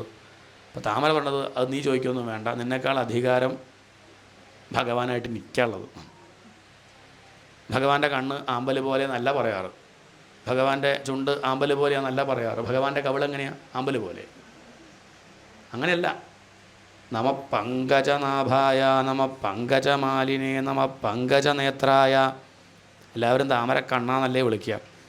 അതുകൊണ്ട് നിന്നേക്കാൾ അർഹത, അധികാരം അതെനിക്കുണ്ട് എന്ന് കാണിക്കാനാണോ അറിയില്ല. എന്തായാലും താമരയും ആമ്പലും ഒരുമിച്ച് വിടർന്നു. നിയമങ്ങളൊക്കെ തെറ്റിക്കാൻ തുടങ്ങിയെന്നർത്ഥം. നദ്യപ്രസന്ന സലില, നദികളൊക്കെ സ്വച്ഛമായിട്ട് ഒഴുകണു സജ്ജനങ്ങളുടെ ഹൃദയം പോലെ. വണ്ടുകളൊക്കെ പാറി നടക്കുന്നുണ്ട്, അവർ പാടുന്നുണ്ട്. എന്ത് പാടുന്നുണ്ട്? ഹരികഥ പാടുന്നുണ്ട്. ദ്വിജാളി കുലസന്നാദസ്തപക വനരാജയ, ഭഗവാന്റെ നാമം ജപിച്ച് സഞ്ചരിക്കുകയാണോ തോന്നും ആ വണ്ടുകളെ കണ്ടാൽ. സ്വതവേ വണ്ടുകൾ രീതിയെന്നേ മൂളാറുള്ളൂ, പക്ഷെ അന്ന് ആ വണ്ടുകളൊക്കെ അതിൻ്റെ അപ്പുറത്ത് ഹാ ചേർത്തു. ഹരി ഹരി ഹരി എന്ന് മൂളുന്ന വണ്ടുകളെ അന്ന് കണ്ടു.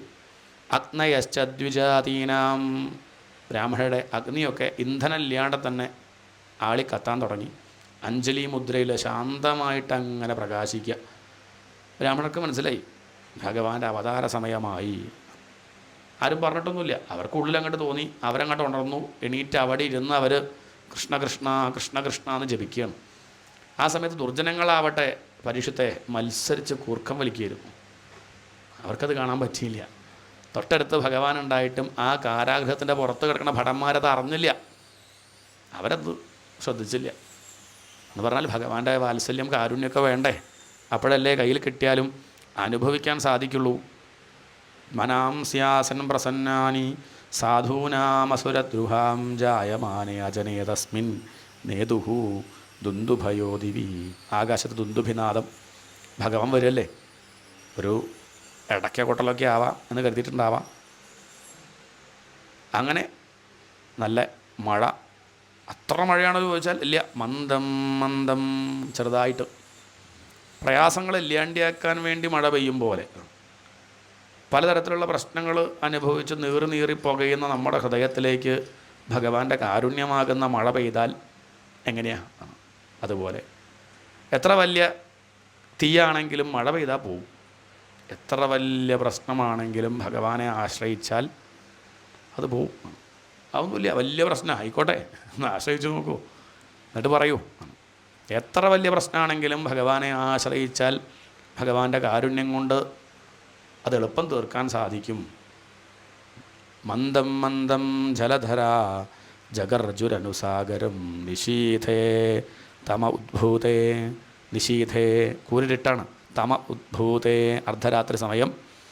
ആ ഇരുട്ടിനെ മുഴുവൻ ഇല്ലാണ്ടിയാക്കിയും കൊണ്ട് സർവഗുഹാശയ വിഷ്ണു, എല്ലാ ദിക്കിലും പ്രകാശിക്കുന്ന ഭഗവാൻ. എല്ലാ ദിക്കിലും ഉണ്ട് സർവഗുഹാശയ വിഷ്ണു. എന്നാലും ആ ദേവകിയുടെ അടുത്തുനിന്ന് വേറെ കണ്ടു. ആവിരാസീതി യഥാ പ്രാച്യാം ദിശി ഇന്ദുരിവ പുഷ്കല. എല്ലായിടത്തും ഉണ്ട് ഭഗവാനെങ്കിലും ചില ദിക്കിൽ നമുക്ക് കുറച്ചധികം തോന്നും. എല്ലാ അമ്പലത്തിലും ഭഗവാനുണ്ട് ഇല്ലേ? എന്നാൽ ഗുരുവായൂരിൽ എന്താ എല്ലാവരും വരുന്നു, ഇങ്ങനെ കുറച്ച് അധികം ആൾക്കാർ ഇവിടെ കാണുന്നത് എന്താ ചോദിച്ചാൽ അവിടെ കുറച്ച് അധികം അങ്ങനെ ഉണ്ടെന്നല്ല, അധികം ഉണ്ടോയെന്നും പറയണില്ല, അധികം ഉള്ളതുപോലെ തോന്നുന്നു, അത്രയേ ഉള്ളൂ. എല്ലാവരിലും ഈശ്വരനെ ഉണ്ട്, പക്ഷേ നമുക്ക് എല്ലാവരെയും കണ്ടാൽ നമസ്കരിക്കാൻ തോന്നില്ലല്ലോ. ചിലരങ്ങോട്ട് കണ്ടാൽ ആരും പറയണ്ട, നമുക്കെന്ത് തോന്നും? ഒന്ന് തൊഴുതാലോ, ഒന്നങ്ങോട്ട് നമസ്കരിച്ചാലോ തോന്നുന്നത് എന്താ? എല്ലാ ദിക്കിലും ഉണ്ട് പറഞ്ഞിട്ട് കാര്യമില്ല, അവരിൽ കുറച്ച് അധികം നമുക്ക് തോന്നുന്നുണ്ട്. ഇതുപോലെ അവിടെ ദേവകിക്കും വസുദേവർക്കൊക്കെ ലാളിക്കാനും അനുഭവിക്കാനും ആസ്വദിക്കാനും പാകത്തിന് ആ പരബ്രഹ്മത്തെ ദേവകിയുടെ അടുത്ത് കണ്ടു. തമദ്ഭുതം ബാലകം അംബുജേക്ഷണം. അത്ഭുതമാണ് ആ ബാലകൻ. എന്തത്ര കണ്ട് അത്ഭുതം, എത്ര കണ്ട് വിഷമം അനുഭവിച്ചവരാണ് ഈ ദേവകിയും വസുദേവരും. അവരിപ്പം ഭഗവാനെ കണ്ടപ്പം പുഞ്ചിരിക്കുകയാണ്. ഇത്രയൊക്കെ വിഷമം അനുഭവിക്കുന്നവർ പുഞ്ചിരിക്കാൻ പാടുമോ? അതാണ് അത്ഭുതം ബാലകം. ഈ ബാലകനെ ആശ്രയിച്ചാൽ പിന്നെ എല്ലാവരും പ്രശ്നങ്ങളൊന്നും നമുക്ക് തോന്നി, ഈ അമ്മ ഇങ്ങനെ ചിരിക്കണമെന്ന് എന്തൊക്കെ പ്രശ്നമാണ് ഉണ്ടായത് ജീവിതത്തിൽ, അതൊന്നും ചോദിക്കരുത്. അവരതൊന്നും അറിയണില്ല. അവർക്ക് മാറി. 6 കുട്ടികൾ മരിച്ചില്ലേ, 7ാമത്തൊന്നും അലസിപ്പോയി, കാരാഗ്രഹത്തിലിരിക്കുകയാണ്. എന്നിട്ടും പുഞ്ചിരിക്കുന്നുണ്ടെങ്കിൽ അത്ഭുതം ബാലകം, അതാണ് അത്ഭുതം. അംബുജേക്ഷണം, താമര കണ്ണുകളാണ്.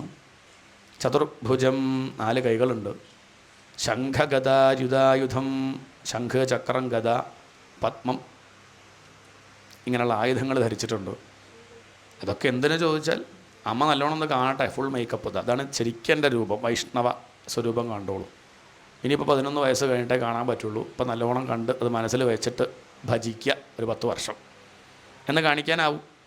ശ്രീവത്സലക്ഷ്മം ഗളശോഭി കൗസ്തുഭം, ശ്രീവത്സം എന്ന മറുക്. ഭക്തരെ ഞാൻ മറക്കില്ല എന്ന് കാണിക്കാൻ ആ ഭക്തൻ്റെ കാൽപ്പാട് തന്നെ ചവിട്ടിയതാണ്, അതവിടെ ഇരിക്കട്ടെ വിചാരിച്ചു. ആ പാദം, ഭക്തൻ്റെ പാദം ഇവിടെ ഇരുന്നോട്ടെ എന്ന് കരുതി എല്ലാ അവതാരത്തിലും കൊണ്ട് നടക്കുകയാണ്. ഗളശോഭി കൗസ്തുഭം പീതാംബരം, ആ കൗസ്തുഭത്തിൻ്റെ ഭാഗ്യം ഭഗവാന്റെ കഴുത്തിനോട് ചേർന്ന് നിൽക്കാൻ അതിന് സാധിക്കുന്നുണ്ടല്ലോ. അതുകൊണ്ട് അതിന് ഭംഗി കൂടി എന്നാണ് ഭാഗവതം പറയണത്. ഗളശോഭി കൗസ്തുഭം, പ്രയോഗം ശ്രദ്ധിക്കണം. ഭഗവാന്റെ കഴുത്തിലിരിക്കുന്നത് കൊണ്ട് കൗസ്തുഭത്തിന് ഭംഗി കൂടിയെന്നാണ്. നമ്മളൊക്കെ മാല ചാർത്തുന്നത് മാലയ്ക്ക് ഭംഗി കൂടാനാണോ? ഇതിനത് മാലയ്ക്ക് ഭംഗി ആയിക്കോട്ടെ, എൻ്റെ കഴുത്തിലിരുന്ന മാലയ്ക്ക് ഭംഗി, അങ്ങനെയല്ല. നമ്മളതില്ലെങ്കിൽ ആ മാല ഇല്ലാണ്ട് വയ്യേ. അതാണ് നമ്മുടെ അവസ്ഥ. നമ്മളതിടുന്നത് നമ്മളുടെ ഭംഗി കൂട്ടാനാണ്. എന്നാൽ ഭഗവാൻ അങ്ങനെയല്ല. ആ കൗസ്തുഭം പറയണം, എന്നെ ഒന്ന് കഴുത്തിൽ വയ്ക്കുമോ? എന്നാൽ ശരി, അങ്ങനെയാവാം. അങ്ങനെ ഗളശോഭി കൗസ്തുഭം പീതാംബരം സാന്ദ്രപയോധ സൗഭഗം, ആ മഞ്ഞപ്പട്ട്, മഹാർഹ വൈഡൂര്യ കിരീട കുണ്ടലത്യുഷ പരിഷ്വക്ത സഹസ്രകുന്തളം, വൈഡൂര്യം മുതലായിട്ടുള്ള രത്നങ്ങൾ പതിച്ച മനോഹരമായ രത്നകിരീടം, തോള് വരെ നീണ്ടു നിൽക്കുന്ന ഭഗവാന്റെ ഇടതൂർന്ന ചുരുണ്ട മുടി. മഹാർഹ വൈഡൂര്യ കിരീട കുണ്ടലത്യുഷ പരിഷ്വക്ത സഹസ്രകുന്തളം ഉദ്ദാമകാഞ്ചി അംഗത കങ്കണാദിഭിഹി, മനോഹരമായിട്ടുള്ള അരഞ്ഞാണം, ഭഗവാന്റെ പാദസരം, കങ്കണം, തോൾവളകൾ, വിരോചമാനം വസുദേവ ഐക്ഷത, ഇങ്ങനെയുള്ള ആ ഭഗവാന്റെ സുന്ദര രൂപം വസുദേവർ കണ്ടു. അത്രയേ ഉള്ളൂ. ആര് കണ്ടു? നമ്മളിപ്പോൾ കണ്ടു വെച്ചാൽ നമ്മളും കണ്ടു, ഇല്ലെങ്കിൽ വസുദേവർ കണ്ടു. അത്രയേ ഉള്ളൂ. അവരവരെങ്ങനെ കാണുന്നു അതിനനുസരിച്ച് നമ്മളെ മനസ്സിൽ എങ്ങനെയാണോ അതൊക്കെ കാണാൻ സാധിക്കുന്നുണ്ടെങ്കിൽ കണ്ടു എന്ന് പറയാം. എല്ലാവരും ഒരുപോലെ കണ്ടോളണമെന്നില്ല. കംസൻ കാണുമ്പോൾ അങ്ങനെയല്ല, വ്യത്യാസമുണ്ട്. ഇനിയിപ്പോൾ അതൊക്കെ വർണ്ണിക്കും. ഓരോരുത്തർ ഓരോ രീതിയിലാണ് ഭഗവാനെ നോക്കിക്കാണുന്നത്. അത് അവനവൻ്റെ സംസ്കാരത്തിനനുസരിച്ചാണ് ഭഗവാനെ നമ്മളൊക്കെ നോക്കുക. ഭക്തന്മാരിങ്ങനെ കാണും ഭഗവാന്റെ ആ ഒരു വൈഷ്ണവ സ്വരൂപം. അത് കാണിച്ചു കൊടുത്തു. ആ അച്ഛൻ്റെയും അമ്മയുടെയും ഇത്രയും കാലം അനുഭവിച്ച ദുഃഖങ്ങൾ മുഴുവൻ ഭഗവാന്റെ ആ നോട്ടം കൊണ്ട് ഭഗവാൻ ഇല്ലാണ്ടിയാക്കി. അവർ കേമായിട്ട് ഭഗവാനെ സ്തുതിച്ചു. വിദിതോസി ഭവാൻ സാക്ഷാത് പുരുഷ പ്രകൃതേഃ പരഃ. ആ സ്തുതി കേട്ടാൽ മനസ്സിലാവും ഇവർക്ക് തത്വങ്ങളൊക്കെ ബോധ്യമായിട്ടുണ്ടെന്ന്. നീ പരമപുരുഷനാണെന്ന് എനിക്ക് ബോധ്യമായി. നിന്നെ അറിയാൻ സാധിക്കുക അനുഭവം കൊണ്ട് മാത്രമാണ്. കേവലാനുഭവാനന്ദസ്വരൂപ എന്ന് പറഞ്ഞ അച്ഛൻ സ്തുതിക്കുന്നു. അമ്മയും സ്തുതിച്ചു. രൂപം യത്തത് പ്രാഹു അവ്യക്തമാദ്യം ബ്രഹ്മജ്യോതി നിർഗുണം നിർവികാരം സത്താമാത്രം. ഒന്നും കളയാനില്ല ഭഗവാനിൽ നിന്ന്. സത്താമാത്രം നിർവിശേഷം നിരീഹം സത്വം സാക്ഷാത് വിഷ്ണുരധ്യാത്മദീപ. അധ്യാത്മദീപമല്ലേ നീ, ഒരു വെളിച്ചമല്ലേ. ദുഃഖിച്ചിരിക്കുന്ന നമ്മളെപ്പോലുള്ള ആളുകൾക്ക് ദുഃഖമാകുന്ന ഇരുട്ടിൽപ്പെട്ട നമുക്കുള്ളൊരു ടോർച്ചാണെന്ത്? Torch of spirituality. അതാണ് അധ്യാത്മദീപ എന്ന് പറഞ്ഞ അമ്മ ഈ ഉണ്ണിയെ സ്തുതിക്കുന്നു. ഭഗവാൻ അവരെ അനുഗ്രഹിച്ചുകൊണ്ട് പറഞ്ഞു, നിങ്ങളുടെ വിഷമം ഇതോടുകൂടി തീരും.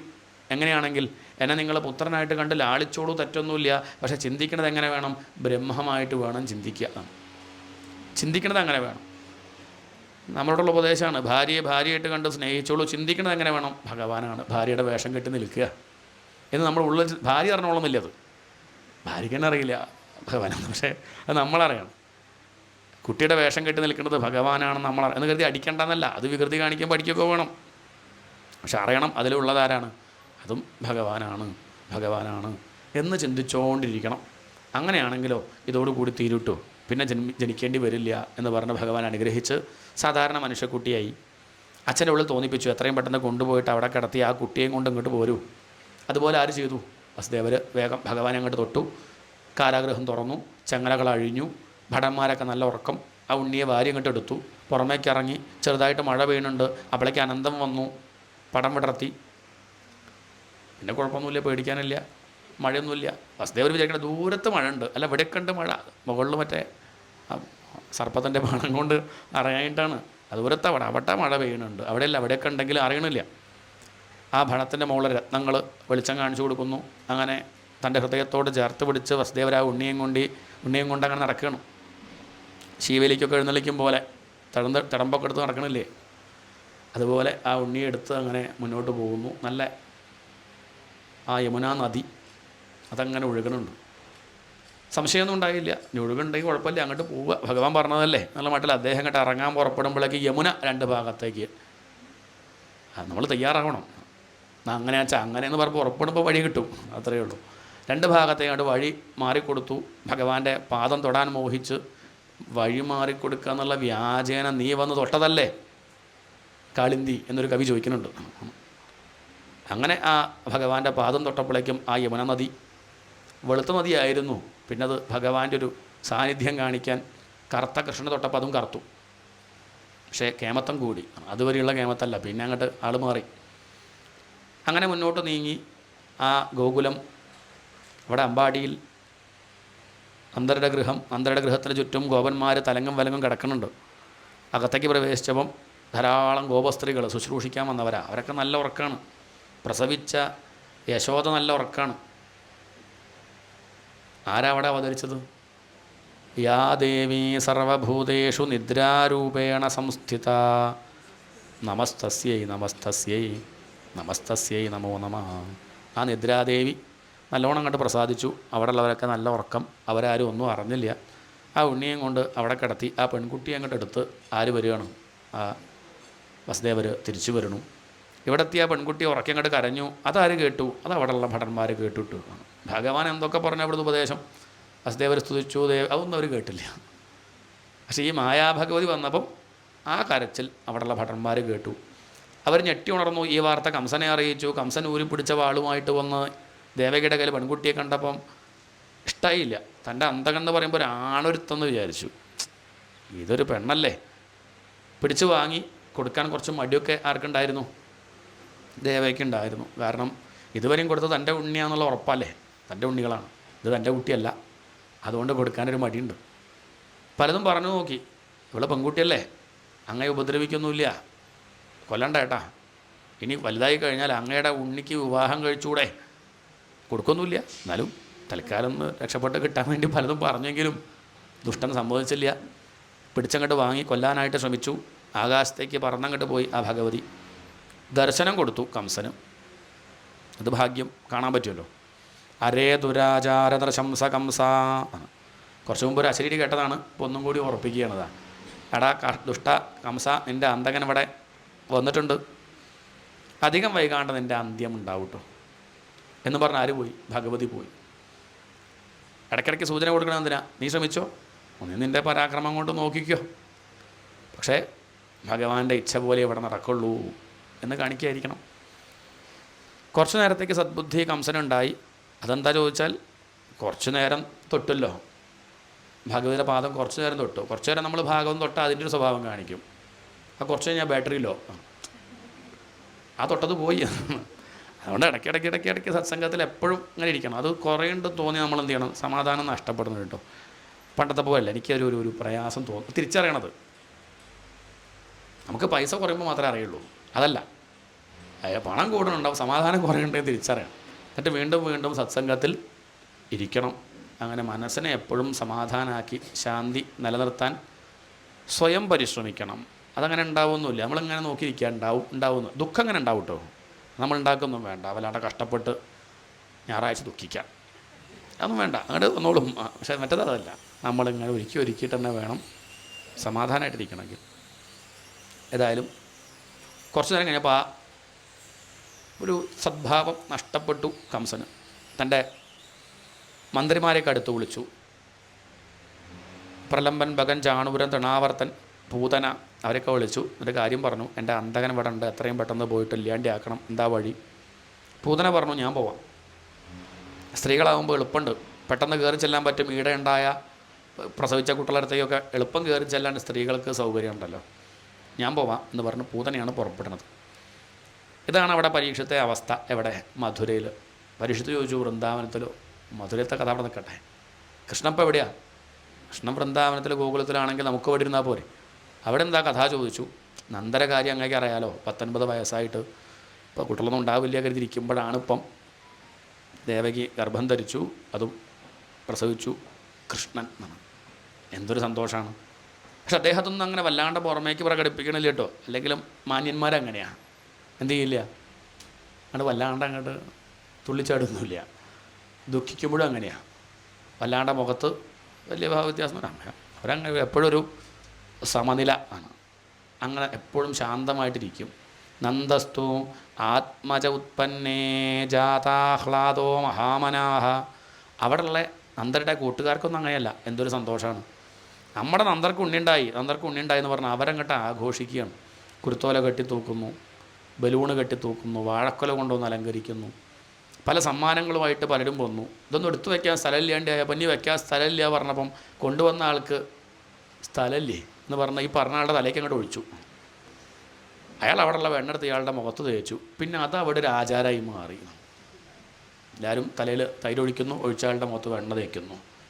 ഇങ്ങനെ അവരുടെ ആകെയുള്ള സമ്പാദ്യമാണ് പരീക്ഷത്തെ ഈ വെണ്ണയും പാലൊക്കെ. പക്ഷെ അവർക്കിപ്പോൾ എന്തില്ല, എന്ത് വെണ്ണ എന്ത് പാല്. നമ്മളുടെ സമ്പാദ്യം കൃഷ്ണൻ, ഭഗവാനെ കിട്ടിയ ഞങ്ങൾക്ക് ഇനിയിപ്പോൾ ഒന്നും ആവശ്യമില്ല എന്നാണോ അവർ പറയണത്? അവിടെ അങ്ങനെ പാലൊഴുകുകയാണ്.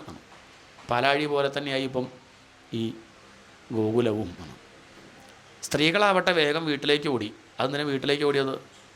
അവർക്ക് ഭഗവാനെ ഇപ്പം തന്നെ കണ്ടുകൂടെ? അല്ലല്ല, അവർക്ക് ഒന്ന് പല്ലേപ്പും കുളിയൊന്നും കഴിയാണ്ട് എങ്ങനെയാണ് ഭഗവാനെ കാണുക എന്ന് കരുതി അവർ വേഗം വീട്ടിലേക്ക് ഓടി. അങ്ങനെ നല്ലോണം വൃത്തിയിൽ അലങ്കരിച്ച് നല്ല പട്ടുസാരി ഉടുത്ത് കമ്മൽ, മൂക്കുത്തി, പൊട്ട്, കൺമഷിയൊക്കെ എഴുതിയിട്ടാണ് ആര് വരുന്നത്? ഗോപ്യസ്വമൃഷ്ടമണികുണ്ടല നിഷ്കകണ്ഠ്യശ്ചിത്രാംബരാപതിശിഖാച്യുതമാല്യവർഷ. അവരെങ്ങനെ ഓടി വരികയാണ്. അവരാ ഓട്ടത്തിൽ അവരുടെ മുടിയിൽ നിന്ന് മുല്ലമാല വീണു പോകുന്നുണ്ട്. നമുക്ക് എളുപ്പത്തിൽ ഭഗവാന്റെ വീട് കണ്ടെത്താൻ പറ്റും. ആ മുല്ലമാല നോക്കി പോയാൽ മതി. ഇവിടെ മലര് നോക്കി പോയാൽ നമുക്ക് മനസ്സിലാവുന്നത് പോലെ ഇവിടെ മുല്ലമാല നോക്കി അങ്ങനെ പോയാൽ നമുക്ക് എവിടെയാണ് ഈ ഭഗവാന്റെ സ്ഥലം എന്ന് മനസ്സിലാവും. അങ്ങനെ അവർ ഭഗവാനെ കാണാൻ ഓടി വരുന്നു. താശിഷ, അവരൊക്കെ ആശീർവദിക്കുകയാണ്. ചിരം ജീവിഭവ എന്ന് പറയാൻ പുറപ്പെട്ടെങ്കിൽ അവിടെ എത്തിയപ്പോൾ അവരെ നാവൊന്ന് പഴച്ചോ സംശയം. പഴച്ചു എന്ന് പറയാൻ വയ്യ. ചിരം പാഹീതി ബാലകേ, ചിരം പാഹി എന്നവർ പറഞ്ഞു പോയി. അവിടുത്തെ ഭഗവാനെ കണ്ടപ്പം സന്തോഷമായിട്ടിരിക്കട്ടെ, ദീർഘായുസ്സായിട്ടിരിക്കട്ടെ എന്ന് പറഞ്ഞതിന് പകരം ഞങ്ങളെപ്പോഴും രക്ഷിക്കണേ എന്ന് പറയാനാണ് അവർക്ക്. അതല്ലേ വേണ്ടല്ലോ, ഗുരുവായൂരപ്പൻ്റെ അടുത്ത് പോയിട്ട് ഗുരുവായൂരപ്പ നന്നായി വരും. അപ്പോൾ നമ്മളിപ്പം അതല്ല, ഗുരുവായൂരപ്പനെ കാണുമ്പം നേരെയാക്കണേ ഭഗവാനെ എന്നാണ് എന്നല്ലേ പ്രാർത്ഥിക്കേണ്ടത്. അവർ അവിടെ എത്തിയപ്പോൾ അങ്ങനെ അവർ പ്രാർത്ഥിച്ചു. കൃഷ്ണേ വിശ്വേശ്വരേ അനന്തേ നന്ദസ്യ വ്രജമാഗതേ ഗോപാഃ പരസ്പരം ഹൃഷ്ടാഃ ദധിക്ഷീരഘൃതാംബുഭിഃ. അവിടൊക്കെ അങ്ങനെ പാലും വെണ്ണയും അങ്ങനെ ഒഴുകുകയാണ്. നന്ദഗോപുര വേഗം തന്നെ ദാനം, കുറേ പശുക്കളെ ദാനം ചെയ്തു. അല്ലെങ്കിലും സജ്ജനങ്ങൾ അങ്ങനെയാണ്. ജീവിതത്തിൽ ദുഃഖം വരുമ്പോഴും സന്തോഷം വരുമ്പോഴും എന്ത് ചെയ്യും? അവർ സൽക്കർമ്മങ്ങൾ ചെയ്യുക. അതാണ് അവരുടെ ഒരു രീതി. കാരണം മനസ്സിനെ അടങ്ങാൻ സ്വയം പറയും, മനസ്സെ അടങ്ങൂ, സന്തോഷിക്കണ്ട, വല്ലാണ്ട് സന്തോഷിക്കണ്ട, ഇത് കുറച്ച് കൂടുന്നുണ്ട് മനസ്സെ, ഇത്ര സന്തോഷിക്കണ്ട എന്ന് അവരോട് പറയും. സന്തോഷം ഉണ്ടാകുമ്പോൾ മനസ്സോട് പറയും. ദുഃഖിക്കുമ്പോഴും തന്നെ വല്ലാണ്ട് ദുഃഖിക്കേണ്ട, ഈ സമയവും കടന്നു പോകും, വല്ലാണ്ട് തളരേണ്ട കാര്യമൊന്നുമില്ല, കുറച്ച് കഴിഞ്ഞാൽ പച്ച ലൈറ്റ് കത്തും, ഒന്ന് വെയിറ്റ് ചെയ്താൽ മതി. കുറച്ച് ഞാൻ ചുവപ്പ് കത്തും, പിന്നെ മഞ്ഞ കത്തും, ഇനിയും പച്ച കത്താണ്ടിരിക്കില്ല. അതുകൊണ്ട് എപ്പോഴും ഒന്ന് ശാന്തമായിട്ടിരിക്കുക. കുറച്ച് കഴിഞ്ഞാൽ തെളിയും, സമയമെടുക്കും. സമയമെടുക്കില്ല പറയണില്ല, വലിയ കല്ലൊക്കെ കുളത്തിലിട്ടാൽ കുറേ സമയം എടുക്കുക ഓളം നിൽക്കാൻ. പക്ഷെ നിൽക്കും. പിന്നെ ഇടാണ്ടിരുന്നാൽ മതി. നമ്മൾ നിൽക്കുമ്പോഴേക്കും നമ്മളൊന്ന് ഇട്ട് വെക്കും വീണ്ടും. പിന്നെ അങ്ങനെ അത് കഴിയാറാകുമ്പോഴേക്കും ഒന്നുകൂടി നോക്കുക. ഇങ്ങനെ കുഴപ്പം നമ്മൾ സൃഷ്ടിക്കുകയാണ്. ഭഗവാൻ ഉണ്ടാക്കുന്നത്, നമ്മൾ ഭഗവാനെ കുറ്റം പറയുക ചെയ്യും. നമ്മളാണ് ഈ പിടിച്ച് വെച്ച് പ്രശ്നം ഉണ്ടാക്കുന്നതൊക്കെ. രണ്ട് കൂട്ടുകാർ വെറുതെ ഇരിക്കുക, സമാധാനമായിട്ടിരിക്കുകയായിരുന്നു. അപ്പോൾ അങ്ങനെ ഇരിക്കുമ്പോൾ ഒരുത്തന് തോന്നി നല്ല തണുപ്പുണ്ട്, നല്ല കമ്പിളി കിട്ടിയാൽ നന്നായിരുന്നു എന്ന് പറയുമ്പോൾ തോട്ടിലൂടെ ഒരു കമ്പിളി ഇങ്ങനെ പോകുന്നുണ്ട്. ഇവൻ ചാടി ഒറ്റ ചാട്ടാണ് കമ്പിളി എടുക്കാൻ. കമ്പിളി എടുത്തിട്ട് ഇയാൾ വരണ്ടേ, ഒഴുകി പോകും, നല്ല ഒഴുക്കുണ്ട്. അങ്ങനെ പോണത് കണ്ടപ്പോൾ കൂട്ടുകാരൻ വിളിച്ച് പറഞ്ഞു, എടാ അങ്ങോട്ട് പോരിനി, കമ്പിളി ഇല്ലെങ്കിൽ വേണ്ട, അത് വിട്ടേക്കെന്ന് പറയുമ്പോൾ ഇയാൾ പറയാണ്, ഞാൻ 2 മണിക്കൂർ മുന്നേ വിട്ടു. അത് കരടിയാ, കമ്പിളിയല്ല, അത് ഇങ്ങോട്ട് പിടിച്ചു. ഇതാണ് അവസ്ഥ. നമ്മൾ ആദ്യം അതിനെ അങ്ങോട്ട് പിടിക്കും, പിന്നെ നമ്മൾ വിട്ടാൽ അത് ഇങ്ങോട്ട് പിടിക്കുന്നത് വിടില്ല. ഇതാണ് പ്രകൃതി, അത് വിടില്ല. നമ്മൾ വെറുതെ ഇരുന്നാൽ മിണ്ടാണ്ടിരുന്നാൽ മതി, നോക്കാൻ പോകണ്ടിരുന്നാൽ മതി, ഒന്നിലും പെടാണ്ടിരുന്നാൽ മതി, അധികം ഒന്നും വേണ്ട വെച്ചാൽ മതി. അതല്ല, നമ്മൾ പോയി ഒന്ന് ചൊറിയും, പിന്നെ അതിങ്ങോട്ട് മാന്തും. അപ്പോൾ അതിന് നിൽക്കരുത്. നമ്മൾ അടങ്ങി ഒതുങ്ങി നിന്നാൽ വലിയ വിഷമമില്ലാണ്ട കഴിയാം. അങ്ങനെ അദ്ദേഹം ദാനധർമാദികൾ, പശുക്കളെ ധാരാളം ദാനം ചെയ്യുന്നു, മനസ്സിനോട് അടങ്ങാൻ പറയുന്നു, കരമടയ്ക്കുന്നു എന്നാണ്. തൻ്റെ കാര്യങ്ങളൊക്കെ വൃത്തി ചെയ്യാണ്. അദ്ദേഹം ചെന്നു, കരടച്ചു, കംസനെ കണ്ട് കരടച്ച് തിരിച്ചു വരുമ്പോൾ വസുദേവർ അവിടെ നോക്കി നിൽക്കുന്നുണ്ട്. കൂട്ടുകാരനല്ലേ, തൻ്റെ മക്കൾ 2 പേരും അവിടെയല്ലേ. മക്കളുടെ കാര്യമൊക്കെ അന്വേഷിച്ചു, ഒക്കെ പറഞ്ഞു. വസുദേവരുടെ വിഷമങ്ങളൊക്കെ അറിഞ്ഞ് നന്ദഗോപുരം അദ്ദേഹത്തെ ആശ്വസിപ്പിച്ചു. എത്രയും പെട്ടെന്ന് തിരിച്ചു പോയിക്കോളിട്ടോ എന്ന് വസുദേവർ പറഞ്ഞപ്പം ഓടി വരികയാണ് നന്ദഗോപർ. എന്താ അയാൾ അങ്ങനെ പറയാൻ കാരണം? അദ്ദേഹം വെറുതെ പറയില്ല, എത്രയും പെട്ടെന്ന് കുട്ടടത്തേക്ക് പോയിക്കോളൂ പറഞ്ഞാൽ എന്തെങ്കിലും ആപത്ത് വന്നിട്ടുണ്ടാവുമോ എന്നൊക്കെ കരുതി ഇവിടെ എത്തിയപ്പോഴേക്കും ഇവിടെ ആപത്ത് വന്നു കഴിഞ്ഞു. ആരാത്? പൂതന ബാലഘാതിനി. പൂതനയാണ്, ബാലഘാതിനി, ചൈൽഡ് സ്പെഷ്യലിസ്റ്റ്. കുട്ടികളെ കൊല്ലാനൊരു ഉത്സാഹമുള്ളവളാണ് ഈ പൂതന. അവളവിടെ എത്തിയിട്ടുണ്ട്. അവൾ ആകാശത്തിലൂടെ അങ്ങനെ പറന്നു പോകുമ്പം ഒരു കുട്ടി ഉണ്ടായത് വലിയൊരു ഉത്സവം പോലെ കൊണ്ടാടണമെങ്കിൽ അയാൾ ആദ്യം ഇങ്ങോട്ട് കൊല്ലാം, അവരങ്ങനെ സന്തോഷിക്കണ്ട എന്ന് കരുതി ഈ പൂതന അങ്ങോട്ട് പ്രവേശിച്ചു. തൻ്റെ ഈ രൂപം വേണ്ട എന്ന് കരുതി അവൾ അവരുടെ രൂപം ഒന്ന് മാറ്റി നല്ല പട്ടുസാരിയൊക്കെ കൊടുത്ത് അവൾ ഒരുങ്ങിയിട്ടാണ് പോക്ക്. ആരും കണ്ടാൽ ഒന്ന് ശ്രദ്ധിക്കും. അവളുടെ ചിരിയും വർത്തമാനം കണ്ടാൽ ആരാന്ന് ചോദിക്കാൻ തോന്നില്ല, നല്ല പരിചയമുള്ളതുപോലെ. താം കേശബന്ധ വ്യതിശക്തമല്ലികാം ബൃഹന്നിതംബസ്തനകൃച്ഛ്രമധ്യമാം സുവാസസം കമ്പിതകർണഭൂഷണത്തിഷോല്ലസത് കുന്തള മണ്ഡിതാനനം. അങ്ങനെ വേഷം കെട്ടിൽ അവിടെയുള്ള ഗോപികമാരൊക്കെ ഒന്ന് ഭ്രമിച്ചു. അവളെ മനസ്സിലായില്ല. പക്ഷെ ഭഗവാൻ മനസ്സിലായിട്ടോ.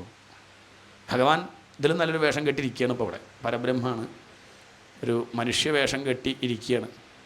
ഭഗവാൻ അങ്ങനെ നോക്കി, ആരെ ഈ കൊല്ലൻ്റെ കടയിൽ ഇരുമ്പ് അല്ലെ സൂചി വിൽക്കാൻ വരിക തൻ്റെ അടുത്ത്?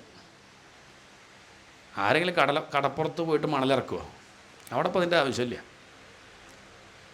ഈ ഇത്രയും വലിയ വേഷം കെട്ടുകാരൻ്റെ അടുത്തേക്ക് ഒരു വേഷം കെട്ടി വലിയ കള്ളൻ്റെ അടുത്തേക്ക് ഒരു ചെറിയ കള്ളി വരികയാണ്. അപ്പോൾ അതാണ് ഭഗവാൻ നല്ലോണം നോക്കി. അത് കഴിഞ്ഞ് മെല്ലെ കണ്ണടച്ചു. അവളെന്താ വെച്ചാൽ ചെയ്യട്ടെ, എന്തായാലും വന്നു, ഇനിയൊക്കെ അവളുടെ ഇഷ്ടം പോലെ. തന്നെ കണ്ടു കഴിഞ്ഞാൽ ഒരു പക്ഷേ അവൾ തിരിച്ചു പോകും. തിരിച്ചു പോയാൽ എനിക്ക് അവൾക്ക് മോക്ഷം കൊടുക്കാൻ പറ്റില്ല. അതുകൊണ്ട് വേണ്ട, അവൾ എടുക്കട്ടെ. ഇനി എൻ്റെ ഈ അമൃത ദൃഷ്ടി ഏറ്റു കഴിഞ്ഞാൽ അവളുടെ ഭാവം എങ്ങാനും മാറിയാലോ? ഭഗവാന്റെ കണ്ണ് കണ്ടാൽ എങ്ങനെയപ്പോൾ ഈ കുട്ടിയെ കൊല്ലുക? വേണ്ട, എന്നെ കാണണ്ട എന്ന് കരുതി ഭഗവാൻ കണ്ണടച്ചിട്ടുണ്ടാവാം. പല വ്യാഖ്യാനമാണ്. ഭഗവാനെ കണ്ടാൽ തന്നെ ചിലപ്പോൾ കൊല്ലാൻ തോന്നില്ല ആണ് തോന്നുന്നു. ഭൂതന പോലും ചിലപ്പോൾ മാറിയെന്ന് വരാം. രാമൻ പറയുന്നുണ്ട്, പണ്ടൊരു രാവണനോട് ചോദിച്ചു, സീതേനെ കട്ടുകൊണ്ടുവരാൻ പോകുമ്പോഴേ എന്തിനാ ഒരു മഹർഷിയുടെ വേഷം കെട്ടിയത് എന്നാണ്, ഒരു സന്യാസി വേഷം കെട്ടിയത് എന്തിനാ? രാമനാണെച്ചാൽ കുറച്ചുകൂടി എളുപ്പമല്ലേ? അപ്പോൾ രാവണൻ പറഞ്ഞു, ഇല്ല, രാമവേഷം കെട്ടിയാൽ പിന്നെ എനിക്ക് കാമം ഉണ്ടാവില്ല, സീതയെ കൊണ്ടുവരണം തോന്നില്ല. അപ്പോൾ കുഴപ്പം, രാമുണ്ടെങ്കിൽ കാമം നിൽക്കില്ല. അതുകൊണ്ട് രാമ എന്ന് പറഞ്ഞാൽ തന്നെ ചിലപ്പം പിന്നെ ഒന്നിനോട് ആഗ്രഹം തോന്നില്ല. അതുകൊണ്ട് നല്ലതെന്താണ്? രാമവേഷം കെട്ടാണ്ടിരിക്കുകയാണ്. ഇതുപോലെ ഒരു പക്ഷേ കൃഷ്ണൻ്റെ നോട്ടമേറ്റാൽ കക്കണം തോന്നില്ല, അങ്ങനെ പ്രശ്നമുണ്ട്. എടുക്കണം തോന്നില്ല, കൊല്ലണം തോന്നില്ല. അവൾ ആ കർമ്മം ചെയ്യുമ്പോഴേ മുക്തി കൊടുക്കാൻ പറ്റുള്ളൂ എന്ന് കരുതി ഭഗവാൻ കണ്ണടച്ചു. അവളെ കൃത്യമായി മനസ്സിലാക്കി. കൂടെയുള്ള ആ ഗോപികമാരൊക്കെ വഴി മാറിക്കൊടുത്തു. ഭഗവാനെ അവൾ വാരിയെടുത്തു, മാറോട് ചേർത്തു. വിശപ്പാലാണ് കൊടുക്കുന്നത്. അത് ഭഗവാൻ അറിഞ്ഞു. നമുക്കൊന്നും അത് അറിയാനുള്ള കഴിവില്ല. അതാണ് ഈ മായയിൽ പെട്ടുപോണത്. വഞ്ചിക്കുകയാണ്, തന്നെ ബുദ്ധിമുട്ടിക്കാൻ തിരിച്ചറിയാനുള്ള ശേഷി ആർക്കില്ല. നമ്മൾ ആ വേഷം കെട്ടെല്ലാം അങ്ങോട്ട് ഭ്രമിച്ചു പോവുകയാണേ. പക്ഷെ അത് തിരിച്ചറിയാൻ സാധിക്കണം. ഇതിനാണ് ഭാഗവതമൊക്കെ വായിക്കേണ്ടത്. ആരാണ് എന്താണെന്നൊക്കെ നമുക്കിങ്ങനെ മനസ്സിലാവണം. ആളെ കാണുമ്പോൾ മനസ്സിലാവണം, പൂതനയാണോ ഗോപികയാണോ അങ്ങനെ മനസ്സിലാവും. ഇരിക്കുമ്പോൾ കഥ കേൾക്കുമ്പോഴൊക്കെ നല്ല ഗോപികമാരായിട്ടൊക്കെ ഉണ്ടാവും കേട്ടോ. പക്ഷേ ഇവിടെ പിന്നെ കുഴപ്പമില്ല. സപ്താഹത്തിലേക്ക് ഊണഴിക്കാൻ നിർത്തുമ്പോൾ നമുക്ക് മനസ്സിലാവും അത് ഗോപികയൊന്നുമല്ല. അപ്പോഴേക്കും ചാടി പുറപ്പെട്ട് അങ്ങനെ ഫസ്റ്റ് ട്രിപ്പിൽ ഇരിക്കണം, പപ്പടം തീർന്നു പോകാനുള്ള പേടി. അപ്പം അവിടെയാണിത് മനസ്സിലാവുക. അത് ശ്രദ്ധിക്കണം. ഇപ്പം ആളെ നമ്മൾ വിലയിരുത്തേണ്ടത് വേഷം കണ്ടിട്ടാവരുത്. ഭഗവാനത് മനസ്സിലാക്കി. ഇവൾ വേഷം നല്ല വേഷം കെട്ടി വരികയാണ്, ഉള്ളിൽ ദുർവാസനയാണ്. പക്ഷേ തന്നെ ആശ്രയിച്ചതല്ലേ, തൻ്റെ അടുത്തേക്ക് ഇങ്ങോട്ട് വന്നതാ, താൻ അങ്ങോട്ട് പോയതല്ല. ഇങ്ങോട്ട് വന്ന ഒരാളെ പിന്നെ നമ്മളെ പഞ്ചായത്തിലൊരാളും മുക്തി കിട്ടാണ്ടേ ആവരുത്. ഇങ്ങോട്ട് എത്തിയാൽ നേരെയാക്കണം. ഇത് ഭഗവാന്റെ ഒരു നിർബന്ധമാണ്, കൂട്ടിക്കോളൂ. അതുകൊണ്ട് ഇനി പൂതന വിചാരിച്ചിട്ടും കാര്യമില്ല. പൂതനയ്ക്ക് ആര് മുക്തി കൊടുക്കും? പൂതനയ്ക്ക് വേണ്ട പറഞ്ഞിട്ട് കാര്യമില്ല. നമ്മളും പെട്ടതാ. അല്ലെങ്കിൽ പിന്നെ ഗുരുവായൂർക്ക് വരരുത്. ആ ചാവക്കാട് കോടതി വന്ന് പോയിക്കോളും. ഇങ്ങോട്ട് വന്നാൽ കഴിഞ്ഞു, പിന്നെ കോടതി പോകേണ്ടി വരില്ല. ഇവിടെ എത്തിക്കഴിഞ്ഞാൽ അതാണ് മതംഗസംഗസ്യ ഫലം ന ദൂരേ. എന്നെ തൊട്ടാൽ പിന്നെ അതിൻ്റെ ഫലം ദൂരത്തല്ല. ഇനി ആ വ്യക്തി ചീത്തയാവണമെന്ന് വിചാരിച്ചാലും ഞാൻ അവരെ ചീത്തയാക്കില്ല. ഇതാണ് ഭഗവാന്റെ കാരുണ്യം. ആ ലീലയാണ് വർണ്ണിക്കുന്നത്. ആദ്യത്തെ ലീല തന്നെ അതാണ്. പൂതന വാരിയെടുത്തു, ഭഗവാൻ കണ്ണടച്ചു. പല വ്യാഖ്യാനമുണ്ടതിന്. പ്രധാനമായിട്ടുള്ള വ്യാഖ്യാനം, എനിക്ക് കാണാൻ ഈ 2 കണ്ണിൻ്റെ ആവശ്യമൊന്നുമില്ല, നിൻ്റെ ഉള്ളിലിരിപ്പൊക്കെ എനിക്ക് മനസ്സിലാവും, നീ എത്ര വേഷം കെട്ടിയിട്ടും കാര്യമില്ല, ഞാൻ ആരാണ്? ചരാചരാത്മാ. നീ എന്താ വിചാരിച്ചത് 2 കണ്ണ് വേണം എനിക്ക് കാണാമെന്നോ? നീ വേഷം കെട്ടിയാൽ മനസ്സിലാവില്ലെന്നോ? എനിക്ക് കാണാൻ 2 കണ്ണിൻ്റെ ആവശ്യമില്ല, ഞാൻ കണ്ണടച്ചാലും എല്ലാം അറിയുന്നുണ്ട്, എല്ലാവരുടെ ഉള്ളിലും ബോധമായിരിക്കുന്നവൻ ഞാനാണ്.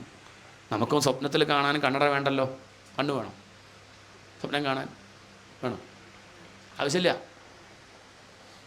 ജാഗ്രതയിൽ നമുക്ക് കണ്ണട ആവശ്യമുള്ളൂ, സ്വപ്നത്തിൽ പിന്നെ എങ്ങനെ കണ്ടു? ബോധം ആണ്, അതിന് കാണാൻ കണ്ണിൻ്റെ ആവശ്യമില്ല.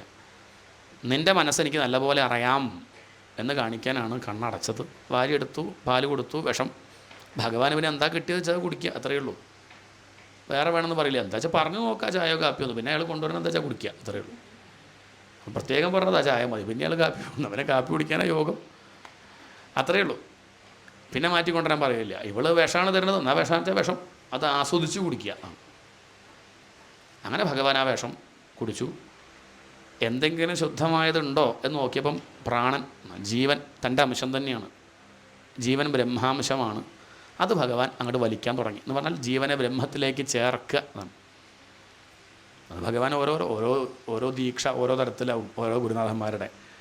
അങ്ങനെ ഭഗവാൻ അങ്ങോട്ട് തുടങ്ങിയപ്പോഴേക്കും ഇവൾക്കാകെ പ്രയാസം. തൻ്റെ നഖം മുതൽ മുടി വരെ എന്തോ വലിഞ്ഞ് മുറുകും പോലൊരു പ്രയാസം. സാ അവൾ മുഞ്ചാലമിതി പ്രഭാഷിണി മതി മതി മതി എന്ന് വിളിച്ച് പറയാൻ തുടങ്ങി. എന്താ അവൾ മതി മതി വിളിച്ച് പറയണത്? ഭഗവാൻ ആലോചിച്ചു. അവൾ പറയണത് എന്താ വെച്ചാൽ കംസൻ്റെ കൊട്ടാരത്തിൽ കഴിഞ്ഞത് മതി, അതാ പറയണത്. മതി, കംസൻ്റെ കൊട്ടാരത്തിൽ കഴിഞ്ഞത് മതി, എന്നാൽ പിന്നെ അത് തീരുമാനമാക്കണം. സാ മുഞ്ചാലമിതി പ്രഭാഷിണി നിഷ്പീഡ്യമാന അഖില ജീവമർമ്മണി. അവിടെ കുറേ പേരുണ്ടായിരുന്നു കൃഷ്ണ. പ്രലംബനും ഭഗനൊക്കെ പുറപ്പെട്ടതാ. ഞാൻ പറഞ്ഞതാ വേണ്ട, ഞാൻ പോവാം. കാരണം എന്താ? മതി, ആ ദുഷ്ടൻ്റെ കൂടെ അവിടെ കഴിഞ്ഞ് വയ്യാണ്ട് ചെയ്താണ്. ഇനി വയ്യ, ദുർജന സംസർഗം ഇനി വയ്യ, എത്രയും പെട്ടെന്ന് മുക്തി വേണം എന്നാണോ ഇവൾ ആഗ്രഹിക്കുന്നത്? ഏതായാലും മുക്തി കൊടുക്കണമെന്ന് ഭഗവാൻ തീരുമാനിച്ചു. പ്രാണൻ അങ്ങോട്ട് വലിച്ചങ്ങോട്ട് കുടിച്ചു. ഇവളുടെ ശരിക്കുള്ള സ്വഭാവം എങ്ങനെയാ വെച്ചാൽ അതുപോലെ ശരീരം പ്രകടമായി. അല്ലെങ്കിൽ നമുക്ക് വേഷം കെട്ടലൊക്കെ കുറച്ച് നേരമൊക്കെ പറ്റും. എത്ര നേരം പറ്റും? അയച്ചു വയ്ക്കണ്ടേ എപ്പോഴെങ്കിലും? പറ്റുമോ? ആജീവനാന്തം അത് പറ്റില്ല. നാടകത്തിലൊക്കെ വേഷം കെട്ടും, വലിയ രാജാവിൻ്റെ വേഷമൊക്കെ കെട്ടി കുറച്ച് കഴിഞ്ഞാലോ എനിക്ക് ഇഷ്ടപ്പെട്ട് പറഞ്ഞ് കൊണ്ടുവരാൻ പറ്റുമോ? എനിക്ക് ഇഷ്ടപ്പെട്ടു, നല്ല കിരീടം, ഞാൻ കൊണ്ടോട്ടെ എന്ന് പറഞ്ഞാൽ പറ്റില്ല. അതവിടെ അഴിച്ചു വയ്ക്കണം. നീ ഏത് വേഷമാണെങ്കിലും കുറച്ച് കഴിഞ്ഞാൽ അഴിച്ചു വയ്ക്കണം. ജീവിതത്തിലെ പ്രധാനപ്പെട്ട ഘട്ടങ്ങളിലൊക്കെ നമ്മളുടെ ശരിക്കുള്ള സ്വഭാവം അത് പ്രകടമാവും. നമുക്ക് എത്ര ദിവസം അഭിനയിക്കുക?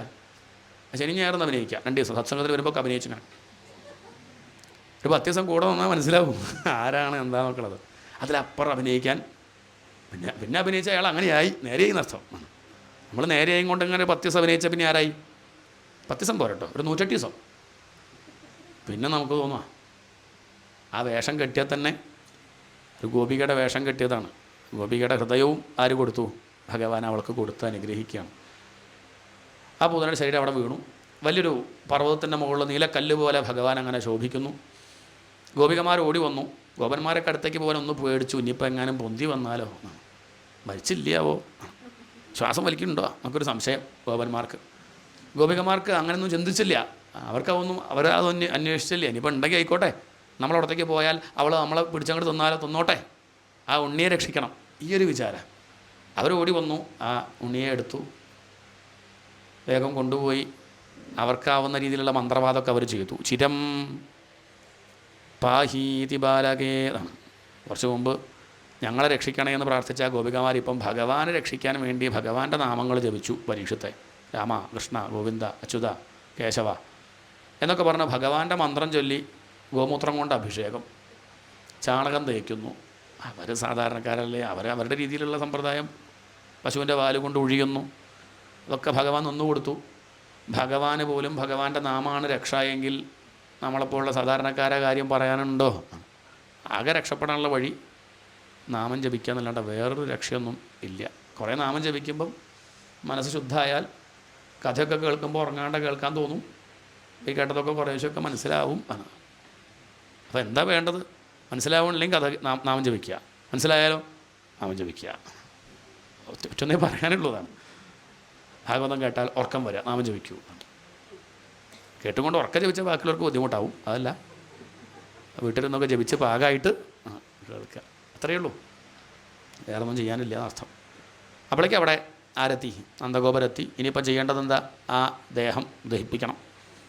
എന്തിനപ്പോൾ ആ ഒരു കഥ? അതാണ് അതിലെ പ്രധാനം. ഇവിടെ ഇപ്പം പൂതനയ്ക്ക് ഭഗവാൻ എന്തേ കൊടുത്തു എന്നുള്ളത് അറിയണ്ടേ? അതറിയാനാണ് ഇപ്പം. ദഹിപ്പിച്ചു, എല്ലാവരും മൂക്ക് കൊത്തി, ദുർഗന്ധാവെന്ന് കരുതി. രാക്ഷസിയല്ലേ, ചോര കുടിക്കുന്നവൾ, കുട്ടളെ കൊല്ലുന്നവൾ, അവളെ കണ്ടാൽ തന്നെ രാക്ഷസി, രുധിരാശന. അതും ഒരു കുട്ടിയെ കൊല്ലാൻ വരിക പറഞ്ഞാൽ നമ്മളൊക്കെ അങ്ങനെ ചെയ്യും. അങ്ങനത്തെ ഒരു പാപം വലിയ ആൾക്കാരെ പോട്ടെ, ഇത് കുട്ടളെ കൊല്ലാൻ അവൾക്ക് ഉത്സാഹം എന്നൊക്കെ ആ ഗോപന്മാർക്കുണ്ടായിരുന്നു. പക്ഷേ അതൊക്കെ പോയി. എങ്ങനെ പോയി? അവളെ ദഹിപ്പിച്ച സമയത്ത് അവിടെ അകിലും ചന്ദനമൊക്കെ കത്തിച്ചാൽ എത്ര കണ്ട് സുഗന്ധം ഉണ്ടാവും? അതിനേക്കാളും. എന്നാൽ എന്തിൻ്റെയെന്ന് പറയാൻ വയ്യ. അകിലാണോ? അകിലല്ല, അകിലിന് ഇത്ര സുഗന്ധമില്ല. എന്നാൽ ചന്ദനാണോ? ചന്ദനത്തിന് ഇത്ര സുഗന്ധമില്ല. പിന്നെ ഇപ്പോൾ ഇത് എന്ത് സുഗന്ധ ചോദിച്ചാൽ ഒരു ശവം കത്തിയാൽ സുഗന്ധം ഉണ്ടാവുക. എന്തേ ഇപ്പോൾ അവിടെ അങ്ങനെ സുഗന്ധം ഉണ്ടാവാൻ കാരണം? ഒരു പക്ഷേ ആ വായുവിന് മിണ്ടാൻ സാധിക്കുമെങ്കിൽ അത് പറയും. എന്നെ മനസ്സിലായില്ല? സച്ചിദാനന്ദ സുഗന്ധം, എൻ്റെ പേര് സച്ചിദാനന്ദ സുഗന്ധമാണ്. ആ പൂതനെ ആരാ തൊട്ടത്? സച്ചിദാനന്ദ സ്വരൂപനെ തൊട്ടില്ലേ? ഭഗവാനെ തൊട്ട് കഴിഞ്ഞാൽ തൊട്ടവൻ അങ്ങനെയാവും. മദംഗസംഗസ്യ ഫലം ന ദൂരേ. എന്നെ ആശ്രയിച്ചാൽ അതിൻ്റെ ഫലം ദൂരത്തല്ല, ആശ്രയിച്ച് കുറേ കഴിഞ്ഞിട്ട് ഫലം എന്നല്ല, ആശ്രയിച്ച ഉടനെ ഫലം. തൊട്ടാൽ ഷോക്കടിക്കും. ഇങ്ങനെയാണ്, തൊട്ട് 10 മിനിറ്റ് കഴിഞ്ഞ് ഷോക്കടിക്കുക. അങ്ങനെയല്ല, ഭഗവാനെ ആശ്രയിച്ചാൽ ഉടനെ. മദംഗസംഗസ്യ ഫലം ന ദൂരേ. അവൾക്ക് മുക്തിയാണ് കിട്ടിയത് കേട്ടോ. കാരണം അവൾക്ക് സദ്വാസനയല്ലേ നമ്മളൊക്കെ അനുഭവിച്ച. ദുർവാസനയാണോ? അല്ലല്ല, ദുർവാസനയായിരുന്നു അവൾക്ക്. അതെ, എത്ര വരെ? എന്നെ തൊടുന്നത് വരെ. എന്നെ തൊട്ടാൽ പിന്നെ ആരായി? നമ്മളൊക്കെ ഭാഗവതം തൊട്ടാൽ നമ്മളാരായി? നമ്മളൊക്കെ കേമന്മാരായി. അത് മാറ്റി വെച്ചാൽ നമ്മളൊക്കെ സീറോ, അതെടുത്താൽ ഹീറോ. അത്രയേ ഉള്ളൂ.